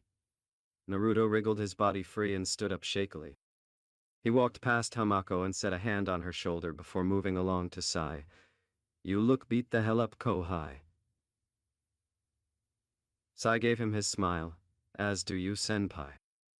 I would venture to say that you probably got it worse than I did. Naruto scoffed. Yeah, but I can walk. Sai shook his head. That's because you have the Kyuubi inside of you. Normal people like me actually have to deal with their injuries. If chunks of building fell on you and you can just pick the pieces off and walk up to me, that kind of tells me you aren't normal, doesn't it? He took a moment to think. How did the tower fall on you anyway? By the time Deidara's suicide clone exploded, you should have been long gone. Naruto rubbed the back of his head sheepishly. Well, you see, I was kind of picking up a few things after I was done, and then the entire place comes down around me. Sai raised an eyebrow. What were you picking up that got your attention like that? Naruto opened his mouth to answer before he was glomped by Hamako. Naruto-sama, you're alright. Naruto buckled under her weight. Apparently his body was giving out sooner than he thought it would. Yeah, Hamako-chan, I'm fine. Just let go of me, please. Hamako pulled away from him. Hamako-chan, master? Naruto grinned at her. Well, yeah. If you're coming with me, that means I'm going to have to be your first friend in your new life, won't I? He then gestured to say, and Sakuhai here would be your second. Sai simply stared at them both blankly, forcing Naruto to sweat drop. He's not got much to say. Naruto's knees buckled, forcing him to lean in on the side of the Inkbird, all right. Sai, I can't go back to Kiri or Konoha like this. There will be too many questions that I don't feel like answering, so just drop me somewhere nearby where I can heal, okay? I have a safe place in mind. Later that night, knock, knock, knock. I'll get it, father. A door opened to reveal a beautiful, dark-haired woman in a pink shirt staring in a surprised fashion at her guests. Naruto-kun, is that you? Naruto gave her his best grin while being supported by Hamako on her shoulder, body wrapped in bandages. Hi there, Tsunami-san. It's good to see you again. He rubbed the back of his neck. I hope it wouldn't be too much to ask of you for a place to stay for the night, would it? Tsunami gave him a smile. Of course not, Naruto-kun. You and your guest are welcome here always after what you did for this country. Hamako returned her smile. We saw the bridge. He almost fell out when we did. Naruto chuckled. Yeah. I didn't really see that one coming at all. Tsunami giggled. Yes, Kakashi-san said the same thing too when he arrived. Naruto blinked at her. Wait, you said when Kakashi arrived? He came back here before without our team? Tsunami shook her head. No. He's here right now with 2 other kids. As a matter of fact, he was the one that said that you would probably be showing up here in the next day or 2. With that, a familiar masked visage came into Naruto's clear view, with his ever-present eye smile in place. Oh, hey Naruto. Funny running into you here, huh? Kakashi began laughing humorlessly, which led to Naruto laughing uncomfortably, making the 2 females between them stare confusedly. Shithead is back? Where the hell is he? Naruto paled at the sound of that voice as Kakashi slid to his side. Oh, and just so you know, Tayuya's been very upset since you left in Kirigakura. Good luck with that. Thanks, Kakashi-sensei. Thanks so much. As if having demonic chakra flooding your coils for hours in the middle of a battle with 2 S-ranked missing ninja, having a sentient sword with superpowers suck out all of your regular chakra, getting run clean through by a steel cable, and flying on a bumpy bird, while your new servant that apparently wouldn't take no for an answer valiantly attempted to patch your belly wound, wasn't enough excitement, torment for one day. Naruto found himself caught in the shakeout from hell by Tayuya, upon being spotted at the front door. Now normally he would have either tried reasoning with her and explaining himself after listening to what was bothering her, or he would have Karami'd with the nearest hapless fool, i.e. Shikamaru Nara, who had just entered the vicinity to see what all of the fuss was about. But today, after all of the things that had transpired over the last 3 to 5 day period, upon being snatched up and shaken like a rag doll by the girl for approximately 30 seconds, he blacked out. Master! Hamako yelled as she showed surprising speed and strength by yanking Naruto away from Tayuya as soon as his eyes rolled back in his head and he started foaming at the mouth. Why would you do that to him? Do you have any idea what he did to himself today? He was barely able to stand even with my help. Master. was the questioning statement that went up unanimously after Hamako spoke. One tone was in curiosity, one tone was in annoyance and anger, and the last was in raw, unbridled amusement, accompanied by a short, perverted giggle. Hamako looked at the unresponsive Naruto in her arms before sighing and looking towards Tsunami. "Do you have anywhere I can keep him for the night? I'm afraid with the grievous injuries he had inflicted on his person, he will need a few days before he can move safely." Tsunami nodded. "Yes, we have extra rooms upstairs. It was where we were planning to place everyone else for the night." Hamako gave a short bow before dragging Naruto up the steps. "Thank you very much." Kakashi gave her an eye smile. "He'll be up and about, running amok by tomorrow. Don't worry." Hamako looked over at him while she was dragging Naruto up the stairs and almost dropped him when she saw him. "White Fang?" She shook her head and continued lugging Naruto up the stairs. Kakashi raised his one visible eyebrow in surprise. "What did she call me? How would a girl like that even know that name, let alone had an inkling of how to associate me with it? By the way, where did he even find her? And why would she call him master? And why the hell is he so hurt? Just what have you been doing while you were gone, Naruto?" Shikamaru had musings of his own as he watched Naruto get dragged up the stairs, but decided to save that for later. "All right. The troublesome blonde is back, so can we go home soon?" Tayuya just stared at them going upstairs. "Who the hell is this? And Master? What the fuck is going on here?" Kakashi sighed and put a hand on her shoulder. "There's not much you're going to be getting out of Naruto tonight, so you might as well wait for him to wake up before asking anything. However, if he refuses to answer, that's his business. To you all. There are things that I simply have to know about. That wasn't the same sword that he left with either." And the next day, getting to him, however, proved very difficult when Tayuya decided to forego Kakashi's advice to just let the matter sit until the next morning, deciding to wake him up and talk to him right then, as when she reached for the shut door leading to the room that Hamako had taken Naruto into. She found herself unable to make contact without taking a significant jolt before seeing the seal slapped on the front of the door. Tayuya growled to herself and yelled at Kakashi to get shithead stupid seal off of the door.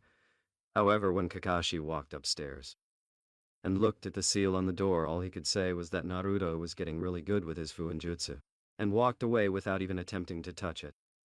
This didn't, however, stop him from walking away and giggling at the thought of what exactly that girl was doing in the room all alone with Naruto. Inari was absolutely ecstatic at the news of Naruto being in the house, and ended up forgoing any warning towards staying away from his room, giving him a nasty little shock when he tried to barge in and see his hero. Needless to say, after that one, no one else tried getting into that room for the rest of the night. Naruto awoke to the feeling of being snugly placed in a futon, a good sign of everything being cool. He then remembered what had transpired last night. Maybe he should have said that his body was more brittle than a piece of chalk the second he walked in the door. Actually, no, that wouldn't have stopped what had happened to him. Feeling it hard to move, he sighed. "Hamako-chan? Yes, Naruto-sama? Why are you in the futon with me?" he asked blankly, looking down at the mop of white hair with her arms wrapped around him. Hamako looked up at him, opening one amber eye. "You were going into shock due to your injuries and exhaustion again, Master. And I assumed that without your shirt, and with you just in those bandages, you were cold. I simply decided to comfort you using my body heat." Naruto nodded. "I see. However, is there any particular reason that you're naked?" Hamako shrugged. "I felt it would be better if there were no articles of clothing to divert my heat, Master." Thinking that he somehow took offense to this, she frowned at him. "Are you angry with me? I'm sorry if you don't find me attractive enough." Naruto made to sit up as Hamako allowed him up and covered her chest. "What? No! Hell no! Are you kidding me? By the way, what cup size are you for reference's sake? You can't be anything under a C. Never mind. But you don't have to do this stuff for me. You don't owe me anything.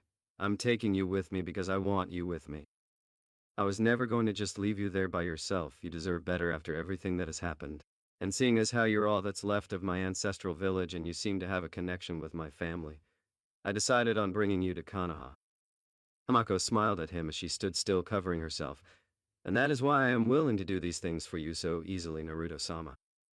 I feel that at some point I must tell you about myself in order for you to understand why I feel this way on the subject." Naruto shook his head at the sound of someone coming towards the door as he smiled at Hamako. I think that's something that needs to happen at some point. I'd be glad to listen to you when you decide to do so. Naruto, whenever you feel like taking your seal off of the door. Breakfast is ready for you and your friend? Giggles. Naruto turned his head from the door where he saw the seal Kakashi was talking about. You put a seal on the door? Hamako shrugged in response. I didn't want anyone trying to disturb you last night, so I put it up. Well, I guess that's our cue to head on down and grab some chow, Hamako-chan. He then raised an eyebrow as he noticed that she was still covering her modesty with not the least bit of embarrassment or anxiety. We need to get you some damn clothes to wear. He then had another thought. Why are you not the least bit concerned with the fact that you're sitting in front of me naked? Hamako looked at him in a cute, clueless manner. Well, I assumed that upon awakening you would feel tempted to take advantage of me in this state. So considering what I had initially anticipated to happen, I'm not really bothered in the least if you just look. Naruto gave her a deadpan look. So you fully expected me to see you all snuggled up on my chest, both of us in a less than fully clothed state to say the least, and decide to more or less ravage you? He got a nod in response. Do I really give off that kind of vibe? Hamako smiled. Not at all, master, but you are a teenager that is growing up. And you are my age. It would only be natural of you to see a reason to take advantage of that. Oh, yeah. This girl is going to be a lot of fun, I can just sense it, boy. Good luck with that, quipped the QB amusedly from within Naruto's head. Naruto kept up his look, and you seem to be just A-okay with that. I would ask you why, but I'm kind of afraid to know the answer. Naruto groaned as he stood up, not exactly throbbing in pain like he had been not an entire 24 hours prior, but still very stiff. Okay, change into what I gave you to wear, and I'll see if I can't get you any clothes of your own today. Naruto rolled his eyes as Hamako immediately stood up, shedding her only shield to her modesty to acquiesce to his request with not a second thought. Yeah, kid, I can see it already. Kyuubi spoke up as Hamako moved to change. That little girl is going to have you wrapped around her finger without even knowing she has it, mark my words. Naruto felt like disputing, but just could not find it in himself to do so as he found himself staring at Hamako squeeze one of his muscle shirts over her chest. You know, the part of me that enjoys the fact that I'm watching this right now has to agree with you. God, Iro Kyofu and Kakashi-sensei messed me up good, didn't they? Naruto smirked as he watched Hamako attempt to smooth out the shirt, making her assets move in a very noticeable manner, and I simply just don't care. After amusing himself by watching Hamako get dressed, Naruto decided to forego a shirt and simply walk downstairs in just his bandages and a dark red pair of pants. Hamako had re-bandaged him despite his insistence that he was fine, and the end result ended up with his upper body up to his neck and even his arms looking like he had escaped an attempt at living mummification.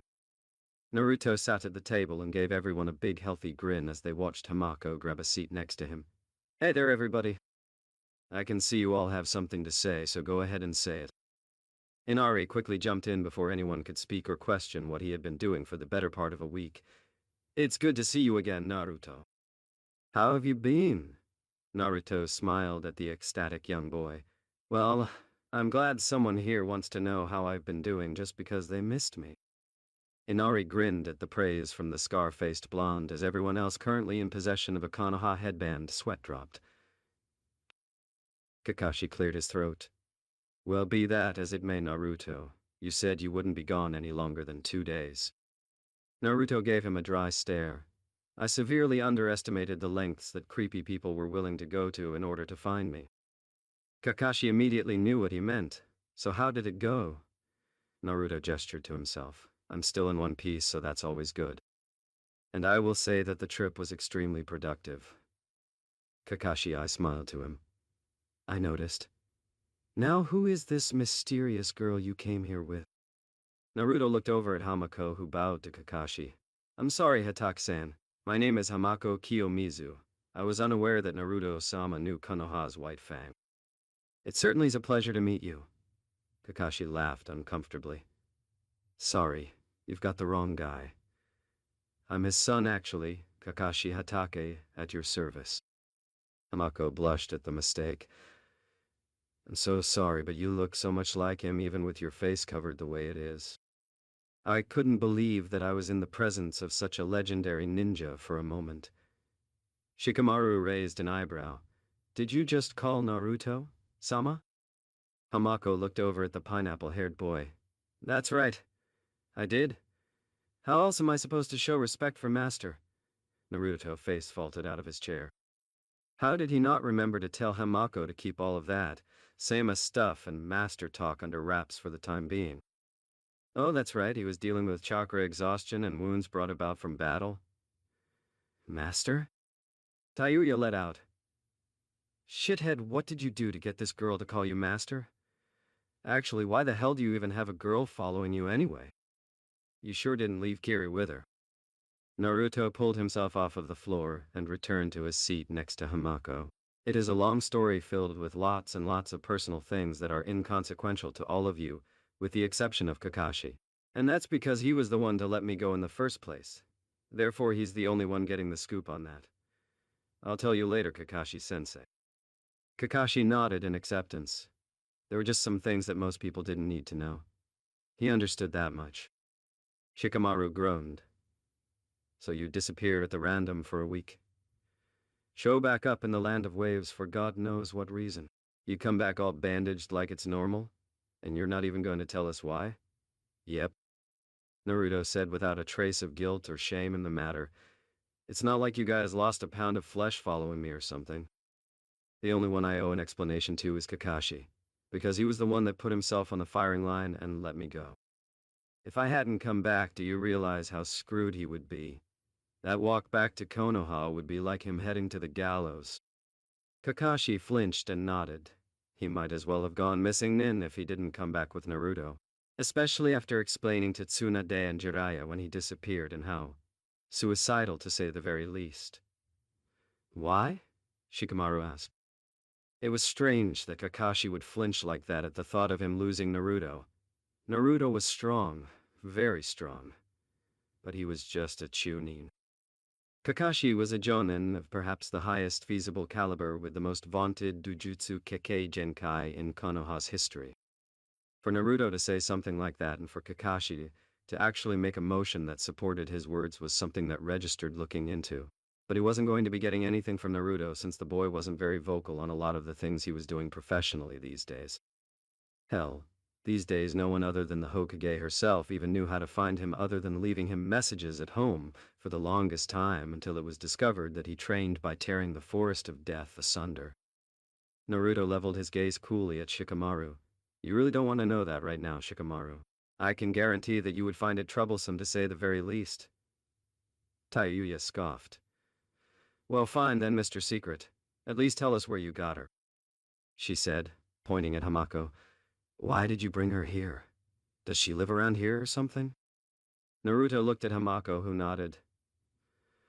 Well, no. I found her while I was off doing what it was that Kakashi let me leave to go do. He gave a meaningful look to Kakashi. I found her. She was the only one left, Kakashi-sensei, and if not for my certain bad luck with a few red clouds, I wouldn't have even found her. Or anything, so that's a good thing at least. He locked his eyes with Tayuya, and she's coming back to Konoha. With me. He said in a low growl, as if daring anyone to even attempt to call him on it. Kakashi nodded. Of course, Naruto, but how are you going to support yourself and her on a Chunin's regular salary for missions? Naruto smirked. You wouldn't happen to have a copy of the bingo book on you, would you? Kakashi nodded and passed it to Naruto, who had his eyes widened to a comical margin when he found what he was looking for. Yeah, I'm absolutely sure that I can support myself and Hamako-chan on my current wages. Don't worry about that. Why? Kakashi asked. He knew that Naruto was well aware of what it took to feed himself and keep himself comfortable. Now he had to multiply that by at least 2 now. Naruto passed the book back to Kakashi. You'll find out that later too. He looked at his commander. So when do you think we'll be heading back to Konoha, since I'm positive that I've pretty much missed the entire mission in Kiri? Kakashi placed the book back into one of his vest pockets. Well, since you're back to full. Or as full as you needed to be, Health Week can head back today if you want. Naruto nodded. That sounds all right. I need to go get Hamako-chan some clothes first, because she cannot keep wearing my clothes up and down the road. No matter how good she makes them look, he added mentally. Tayuya stared at Naruto and spoke far too calmly for his tastes. And why on earth would she be needing to wear your clothes in the first place? Before Naruto could think of a brilliant and believable way out of this situation, Hamako chose to answer, because when Master found me I had no clothing of my own. Naruto's eyes bulged in horror as he saw the calm expression on Tayuya's face as an ill omen. It didn't help that he could see tick marks starting to form. Looking at Shikamaru, he was trying to avert his gaze from Hamako, who was still wearing Naruto's much too tight shirt. Kakashi simply gave Naruto a thumbs up complete with an eye smile. You work fast, Naruto. Naruto simply turned and looked at Hamako before grabbing her and disappearing in a shunshin behind Inari, snatching him up also. Well, it looks like Inari needs to help me find somewhere to get stuff for Hamako-chan. Later, you guys. He then vanished in another shunshin, leaving all of the others sitting there in silence. Tazuna, who had stumbled downstairs sometime during Naruto's explanation, looked at everyone else in confusion. Why is everyone just sitting there? Kakashi shrugged and pulled out his Ika Ika. He's already going to tell me everything I want to know later. I'm good as far as that's concerned. He felt the glare of tsunami on him and sighed. Inari's not here right now. Can I at least read it until Naruto brings him back? Shikamaru stood up and walked off. Chasing him now would be too much work to deal with. I'll worry about things later. He headed out the front door. I'll be on the roof getting some sleep. All eyes panned over to Tayuya, who still had her uncharacteristically calm face on, getting even Kakashi to look at her in concern. She simply stood up and walked upstairs. There's no reason for me to try chasing him now just to yell at him when I live right next door to him in the first place. I've already waited a week. I'm sure I can wait another day or two to tear him apart. And the more time that passes until then, the more ammunition he's building up for me. 2 days later, Konohagakure no Sato. The group had set out from the land of waves, and moved at an incredibly brisk pace even by shinobi standards to reach Konoha, mostly because they were being headed by a jonin in Kakashi, and the everlasting stamina lunatic that answered to the name of Naruto. Naruto carried Hamako the entire way due to the fact that she wasn't nearly as fast as the rest of them were, with her not being a ninja and all, and was still cutting a pace that kept him in step with Kakashi. Speaking of Hamako, Naruto had enlisted the services of Inari to find a suitable clothing store for his new female attachment. She still had her hair up and her twin pigtails that went down her back past her shoulders with the bangs that shaded part of her eyes from clear view, but she now wore tight black shorts that came to her thigh, a white long-sleeved kimono top that stopped at her waistline, the belt of which was white as well, and a white pair of high-heeled sandals. The kimono top had light blue ornate designs of waves all over it. Naruto had instructed her to pick out whatever she liked, as he assured her that he would have absolutely no problem footing the bill. He then rubbed his hands together and chuckled conspiratorially, making Inari back away slightly.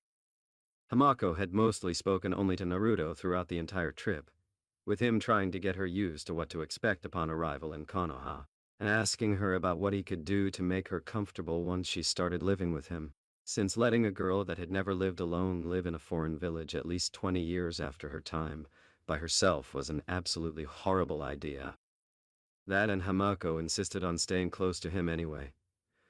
Upon reaching the village, they all headed straight to the Hokage Tower to debrief. They all stood at attention while Kakashi gave the official mission parameters, and upon being excused by Tsunade, the two other Chunin walked out of the office while Naruto left in a shunshin. After a few moments to make sure that Shikamaru and Tayuya had left the building, Tsunade slid the window open, where she found quite an amusing sight. Naruto and Jiraiya standing on the same ledge under the window glaring at each other. Both were crouched with Jiraiya still towering over him. What do you think you're doing, kid, at my entrance?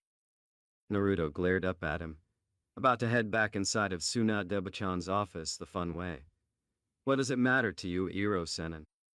Jiraiya humphed and turned his nose up. Tsunade would only let me enter her office this way. Why would she let a brat like you do it? He looked back at Naruto to see he was no longer standing there. Where did he go? She lets me do it because she loves me. That, and the fact that I hit Gamma Bunta up on a regular basis to get sick for her, Naruto said. standing in front of Tsunade as they both looked down at Jiraiya from inside the office. Tsunade ruffled Naruto's hair. Such a good little Chunin, aren't you? Yes, Tsunade-sama. Naruto chirped happily. You still got the shipment when I was gone, didn't you? Tsunade nodded, and Shizune-kun didn't take it from you. Another nod. Excellent. Jiraiya stared with his mouth agape while Tsunade and Naruto both had looks of amusement on their faces. And since you have such a problem with the brat using what you like to call your entrance, you can take the long way around, she said happily before slamming the window shut as he leapt for it in an attempt to enter the way he had gotten accustomed to doing. Jiraiya pawed at the window like a puppy before frowning and jumping off the ledge. Roughly 1 minute later, he entered the office through the door, glaring at Naruto and Tsunade, who were both grinning next to one another. He took his usual spot, leaning on the wall by Tsunade's desk as he noticed the extra person in the room, sitting patiently with a small, pleasant smile on her face. Hey, who's the girl? Tsunade looked to Naruto, as did Kakashi, as Naruto hadn't really told him anything yet, asking to wait until they all got home so that he didn't have to repeat himself. Naruto motioned for her to come over to him, which she did, and he showed her off to everyone in the room. This is Hamako Kiyomizu. And seal the room off and get your Anbu out of here before I go any further. Tsunade looked at Hamako curiously. Is this that big of a deal? Naruto shrugged. It could be. It's all a matter of your personal opinion, but do you really want to risk it?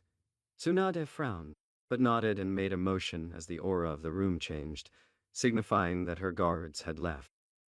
Naruto felt comfortable with continuing at this point. I found her in Uzushogakure. Jiraiya gave him an odd look. Why did you go there? How did you even know about that place? How did you even get there? Naruto gave Jiraiya a straightforward look. I know a lot of things I shouldn't. You should know this by now, Irokeofu.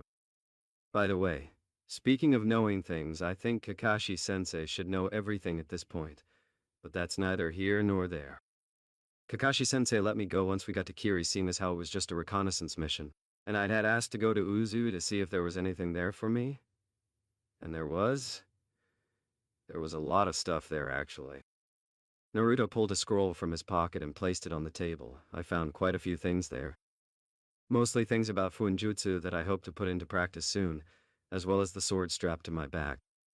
It's a good thing I found it too, since my other one was broken during my fight with Akatsuki. Jiraiya's eyes widened. You fought Akatsuki? Was it Itachi and Kisame again? Naruto shook his head no. Thank God then. Because I was about to ask you how the hell you survived that on your own if that were the case. Naruto sighed, feeling some phantom pains thinking of the entire situation again. It wasn't them, but damn if it wasn't still a violent fight. Naruto wanted to give Sai some credit since he was the one that chased off Deidara, but he couldn't really do so without blowing both of their cover. I ended up getting beaten the first time they found me after a day of dealing with the traps and other obstacles left all over the place. I was forced into a whirlpool that thankfully led to a series of underground passages where I found her. He ended, pointing to Hamako. She was frozen in some kind of sealed-off room in the vault I found. How long was she frozen? Kakashi asked as he was interested in the story at hand. She doesn't look any older than you, Naruto. Naruto nodded. I know. She was frozen when she was 14. That was during the fall of Uzushogakure. She's the only one left. It's been at least 20 years since she was placed there. Apparently, she's a level 9 seal master, better than you, Iro Kyofu. Actually. Hamako cut in. I was ranked level 9, but I was never able to take my promotional test, so I don't know what level I'm really at now. Jiraiya looked at Hamako in disbelief. You're seriously saying that this little girl is better than me at Fuinjutsu? You need to come up with better stories for your girlfriend, kid. Naruto rolled his eyes. First of all, she's not my girlfriend, you ass. Second of all, she is that good. She made a seal that animated a statue and made it a chakra-blocking killing machine that almost took me out twice.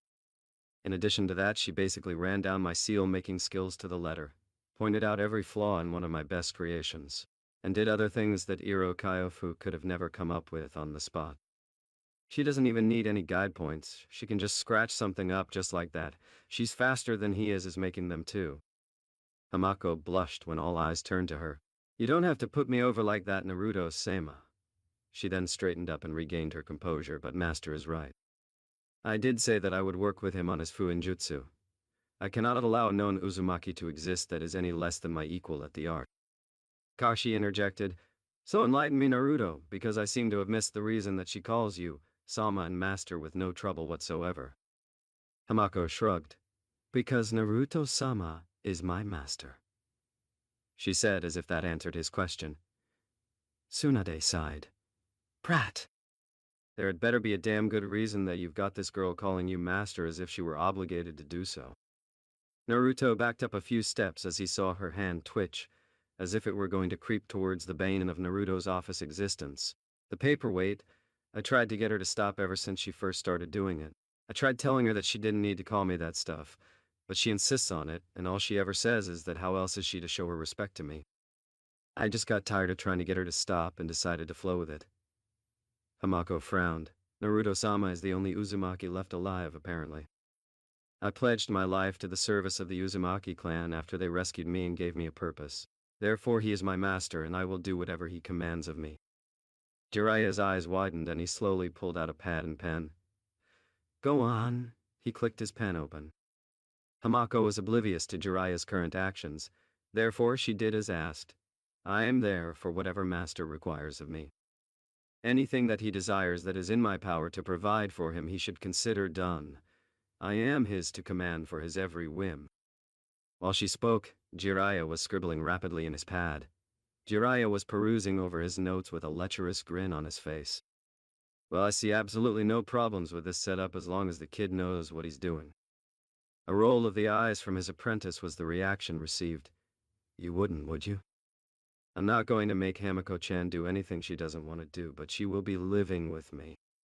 I think I can get her assimilated quicker to the way things are if she was with me. Tsunade agreed with him. Very well. I'll have her entered as a citizen of Konoha when I get the chance. Does she wish to be a ninja? Naruto shook his head. Hamako-chan isn't a ninja, she's just damnably good at fuinjutsu. Hamako nodded in agreement. Naruto-sama is correct. I was instructed from the earliest time I was able in fuinjutsu. I was unable to become a shinobi of Uzushio-gakure, but I still found ways to be useful. I hope for the same here as well. Tsunade gave the girl a smile before turning her attention to the scroll Naruto dropped on her desk. So I assume that this is full of the other things that you found on your excursion. Naruto smirked. Not really.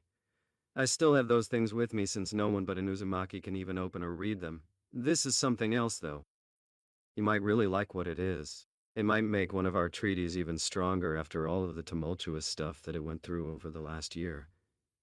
Tsunade opened the scroll only to widen her eyes as a pile of broken pieces of something fell out. She saw a head and turned it towards her before hearing Jiraiya gasp. To He had a discarded piece with the emblem of a scorpion on it. This is the insignia of Sasori. Kid, are you telling me you were able to capture one of his puppets? Naruto shook his head. No, this is Sasori himself, or what's left of Sasori. He turned his body into a puppet.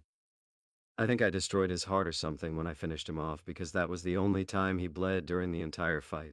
And man did he bleed when I hit it. His eyes turned to Tsunade with a shine. So when can I expect my money for the kill? Tsunade smiled at Naruto. I'll dispatch a hawk to Suna when we're done here telling them that you've defeated Sasori. Good going, Brad. How did you pull it off? Kakashi walked up to Naruto and planted a hand on his shoulder. Yeah, I'm actually very interested in that too. Naruto shrugged. Well, most of the things he had were intended to poison me. I'm immune to pretty much everything ever conceived in that department, so he couldn't finish me. He only had one thing with the potential to really finish me off, and when I disabled that it turned into a battle of attrition. And I never lose when it factors down to that. He adjusted the sword on his back. Another member of Akatsuki is some guy named Didara. I wasn't able to finish him, he got away, but at least you know another one of them now, so you have 4 confirmed members and one of them is dead. Jiraiya planted a hand on Naruto's shoulder. That's some good work, Naruto. You're really coming along these days, aren't you? Naruto grinned up at the man. Yep. And after what Kakashi told me, I know what I'm doing next. Kakashi blinked.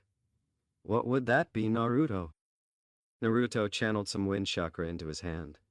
I'm going to learn how to mix elemental chakra with the Rasengan and see what I can do from there. And the best part is, he lifted his other hand as lightning began to crackle around it. I have two to work with now. Kakashi's eyes widened. How did you get another affinity, Naruto? Naruto let the chakra around his hands drop. I use a lot of lightning ninjutsu to go along with my wind. You would think that I would suck at lightning stuff because it's weak against my main affinity, but I use it so much I developed a second affinity. That's always fun, isn't it? Now I have to do the exercises for this too. I hope nothing as serious splitting a waterfall is necessary for it. Naruto-sama may not be very good at funjutsu, but he is very strong. Hamako mumbled with a smile on her face. I have a question that I hope I am permitted to ask you, Master.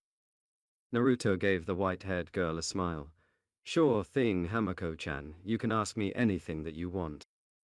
Hamako nodded and walked over to Naruto, placing her hands on his belly and pulling up his shirt. I was under the impression that you weren't very adept at sealing, so why is there such a powerful one on you? How did you come up with it, and why is it there? It looks like it was meant to hold something back. Does it hold back a bulk of your chakra or something? She said as she forced Naruto's seal to appear by channeling her own chakra around it. All of the adults in the room had their faces darken at the thought of Hamako finding out about the Kyuubi, but Naruto just kept smiling. Tell me. If you found out what was inside me wasn't exactly normal, would you think any lesser of me, Hamako-chan? Hamako looked up at him inquisitively. No, I can't say that I would master. I know full well what Fuinjutsu is capable of holding back and the power of seals. If there is something this strong on you, there is no way that what it holds back is normal by any stretch of the imagination. Naruto nodded and looked at Jiraiya. I told you she was good. He looked back down at Hamako, who was poking at his stomach and staring intently at the seal. When did you find out about it? Because you seem like you wanted to ask about it for a while. Hamako looked up at him and stood back up. I saw it when I was bandaging you up on the way to your meeting place with Kakashi-san. There was some kind of red glow coming from it, but you were slipping in and out of consciousness, so I couldn't ask you about it. Naruto kept smiling to her. So Hamako-chan, I just have to say, what do you know about the word Jinchuriki? Hamako blinked. You mean like Mito-sama? Naruto sighed. Again with that name. Mito-sama, and you say that I'm related to her or something, and what does she have to do with being a Jinchuriki? You don't know this either? Do you know anything about your clan, Master? Naruto shook his head. Nope, no one ever told me anything about them. I just figured it was a simple family name or something that I was stuck with in the orphanage at first. I didn't even know I had a clan. Mito was my grandmother, Tsunade said while looking at Naruto. She was the wife of the first Hokage. Hamako looked around the room and realized that Jiraiya and Tsunade were there. You sure do know some powerful people, Master. Tell me about it, he said. What about Mito? How does she fit in with the term Jinchuriki? Hamako lifted Naruto's shirt once more to look at his seal. That's easy. She was one. The container of the Kyuubi no Yoko. Naruto palmed his face, so I not only am related to the fourth Hokage, had a clan of my own that more or less ran an entire hidden village. And am the Kyuubi Jinchuriki. I'm related to the first Kyuubi Jinchuriki, who just so happened to be the Shodame's wife. And I'm sure at least one of you knew it too. Man, Danzo Jiji has no idea how right his idea was to make me go after Hokage. This pedigree of mine is ridiculous. Naruto then looked at Tsunade and pointed at her. Wait, so that technically does make you my actual Ba-chan on some level, doesn't it? So I can really call you Tsunade Ba-chan now, and you can't say jack about it. Tsunade looked at Naruto with a tick mark on her head. You're so lucky we're supposed to be family brat. Love you too, Tsunade Ba-chan. Naruto ducked a paperweight. You've got to do something better than that. Naruto got drilled in the side of the head with one of Tsunade's heels. Gah! Who throws a shoe? Honestly. He rubbed his head and looked back at Hamako. Well, I asked you all of this because I'm the Kyuubi Jinchuriki now. His eyes met hers as she looked at him in shock. I know it's a lot to take in, but if you have any problems with it, you don't have to live with me. Naruto then blinked in surprise. Hamako-chan? Hamako's eyes shined as she prodded and poked at the seal on Naruto's belly. You're a walking example of the most powerful fuinjutsu known to man. That is so amazing, Master. Jiraiya looked at the girl in amazement. So you're not concerned by this in any way? Hamako didn't even look up. Of course not. Master is just Master. He just has a demon sealed inside of him. And pretty well too, if this is any indicator. It makes sense, though. That power that you were supposed to be using when you fought those ninja that attacked us felt malevolent. Naruto smiled at how easily his new guest was taking his secret. He looked up at everyone else. Anyway, I've been thinking. Maybe you should just come out with it and tell everyone about the Kyuubi. Tsunade gave him a strange look. Why on earth would you want that? Naruto smirked and let out a small laugh as Hamako kept poking at him, because it's getting obnoxious to keep a secret, and it's a bad secret at that. Everybody knows except for the kids, and if there's one thing I hate, it's badly kept secrets. You might as well just let people talk about it at this point. Jiraiya looked at Naruto somewhat proudly. He was taking his burden head on and just pressing the issue on it instead of trying to sweep it away. It was common knowledge that for those that didn't know Naruto, but knew of him, that the Kyuubi would always be the proverbial elephant in the room. What about the haters, kid? Naruto scoffed. If anyone has any problems with it, I can keep myself safe at this point. If any of the people my age have a problem with it, they obviously don't care or know me enough to tell the difference between me and a demon. And anyone that has enough of a problem to actually try something should have done it when I could barely fight back. I just killed an S-ranked missing ninja by myself. Let that little bit of info fly when you tell the village and see if anyone is still stupid enough to try anything on me. They couldn't get into my house anyway after Hamako-chan helps me set up the security seals. Kakashi looked over the blonde, who had a confident look on his face, and a white-haired girl still messing around with his abdomen. Well, it's your secret to tell, I guess. It would make at least one less secret the village has to keep anyway. Naruto nodded in agreement. Yeah. And when Akatsuki tries something on me, the village will at least know why I'm tearing it apart, fighting in the middle of it instead of just being confused about it. Tsunade smirked. Well, that's all I need from you right now then, Naruto. Take your friend here and get her settled in. I'll get you later if I need either of you for anything. Naruto nodded. Come on, Hamako-chan, he said, pulling her up from poking at his stomach. You can gawk at the seal later. It's time to show you around before I show you where I live. Hamako blushed at being caught at so unabashedly perusing Naruto's seal. In public. Naruto picked her up piggyback, ignoring her in surprise, and walked over to the window, tossing a salute over his shoulder before opening it and jumping out of it. After a few hours of showing Hamako around, he finally decided to take her home so that he could figure out how all of this was going to work until he got his money for Sasori's bounty. Naruto opened the door to his apartment, thankful that he hadn't gotten into the habit of trashing the place, as he never really spent too much time there anyway, as he clicked the light on. Hamako walked in behind him. Master, why is it that there were so many people looking at us strangely? Naruto shrugged as he made his way around his apartment. Oh, well, most people don't really like Jinchuriki much at all, and a lot of people think I'm the demon reincarnated or something stupid like that. Hamako sat down on Naruto's couch. Well, that's dumb. No one ever thought of Mito-sama like that. Naruto made a noise of affirmation as he walked back towards his room and started picking stuff up. Well, she was the wife of the Hokage. If I were him, I wouldn't have tolerated any crap like that and would have lopped off a few heads if they tried anything against my wife. He sighed and made his way back towards the main room. Well, I only have the one bed, Hamako-chan. You can have that until I get paid for the mission and my bounty and can go get something for you too. I'm thinking of moving out too, and since I have you two, that might be the best course of action in this case. Knock knock, sai come in, Taiyo-chan, Naruto said as he headed into his kitchen to see if he had any food that was still good to eat for him and Hamako. Taiyo walked inside and saw Hamako sitting in one of the couches before turning her head at the sound of Naruto digging through his cabinets. She simply leaned against the door and waited a few moments before speaking. So, where did you go? Naruto didn't turn around. Uzu Shogakura. Ever heard it? Tayuya kept looking at him. No, I haven't. Why did you go? Family stuff, as in actually wanting to find out something about them. Naruto went through his refrigerator, cursing to himself about having nothing for Hamako. Hamako-chan, you don't seem to be much of a fan of ramen, so I guess that the rest of my money will have to be on real food until I get paid. What do you like? Hamako sat and thought about it while Tayuya was in disbelief over how easily he was telling her these things. Why are you telling me this now when you didn't say anything when you left? Naruto grunted as he grabbed a carton of milk from the fridge and shut it. Because you didn't need to know. You actually still don't need to know. I'm just telling you this because Hamako-chan is going to live with me and you at least need to know where she came from. She's going to live with you? Tayuya asked incredulously. Why?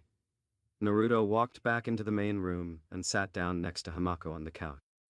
Because she's from 20 years in the past and she has no idea how this world will operate. Not only that, but she insists on serving my clan and I'm not going to sit here and tell her she can't do the only thing she's ever wanted to do. I can't get her off of that kick, so I'm going to help her with it any way I can. Maybe I can help her find something else she wants to do. She looked at Hamako, who looked back at her with amber eyes. She's from 20 years in the past? Hamako nodded. I was frozen and preserved. Sealing is a very powerful art. Tayuya sighed. All right, I'll try and get used to it. She then sharpened her eyes at Naruto. But you'd better not do anything perverted with her and take advantage of her.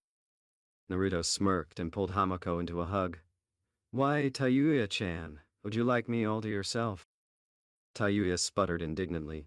I'll give Hamako-chan whatever she wants, and if what she wants just so happens to be me, who am I to turn her down? If you want me instead, all you have to do is ask. I can make shadow clones, you know. There's certainly more than enough of me to go around. Tayuya blushed at the thought before Naruto reappeared at her side and whispered into her ear. I warm up at making 100, you know. And that was all it took for Tayuya to black out with a nosebleed. Naruto caught Tayuya bridal style and looked up at Hamako. Well, that was certainly easy enough, wasn't it? And I didn't even get beat up or bitched out or anything. I'm gonna put her in her apartment and then we're gonna get some food, Hamako-chan, because what I've got in here will just piss you off. And that's it for the video. Until next time. Later.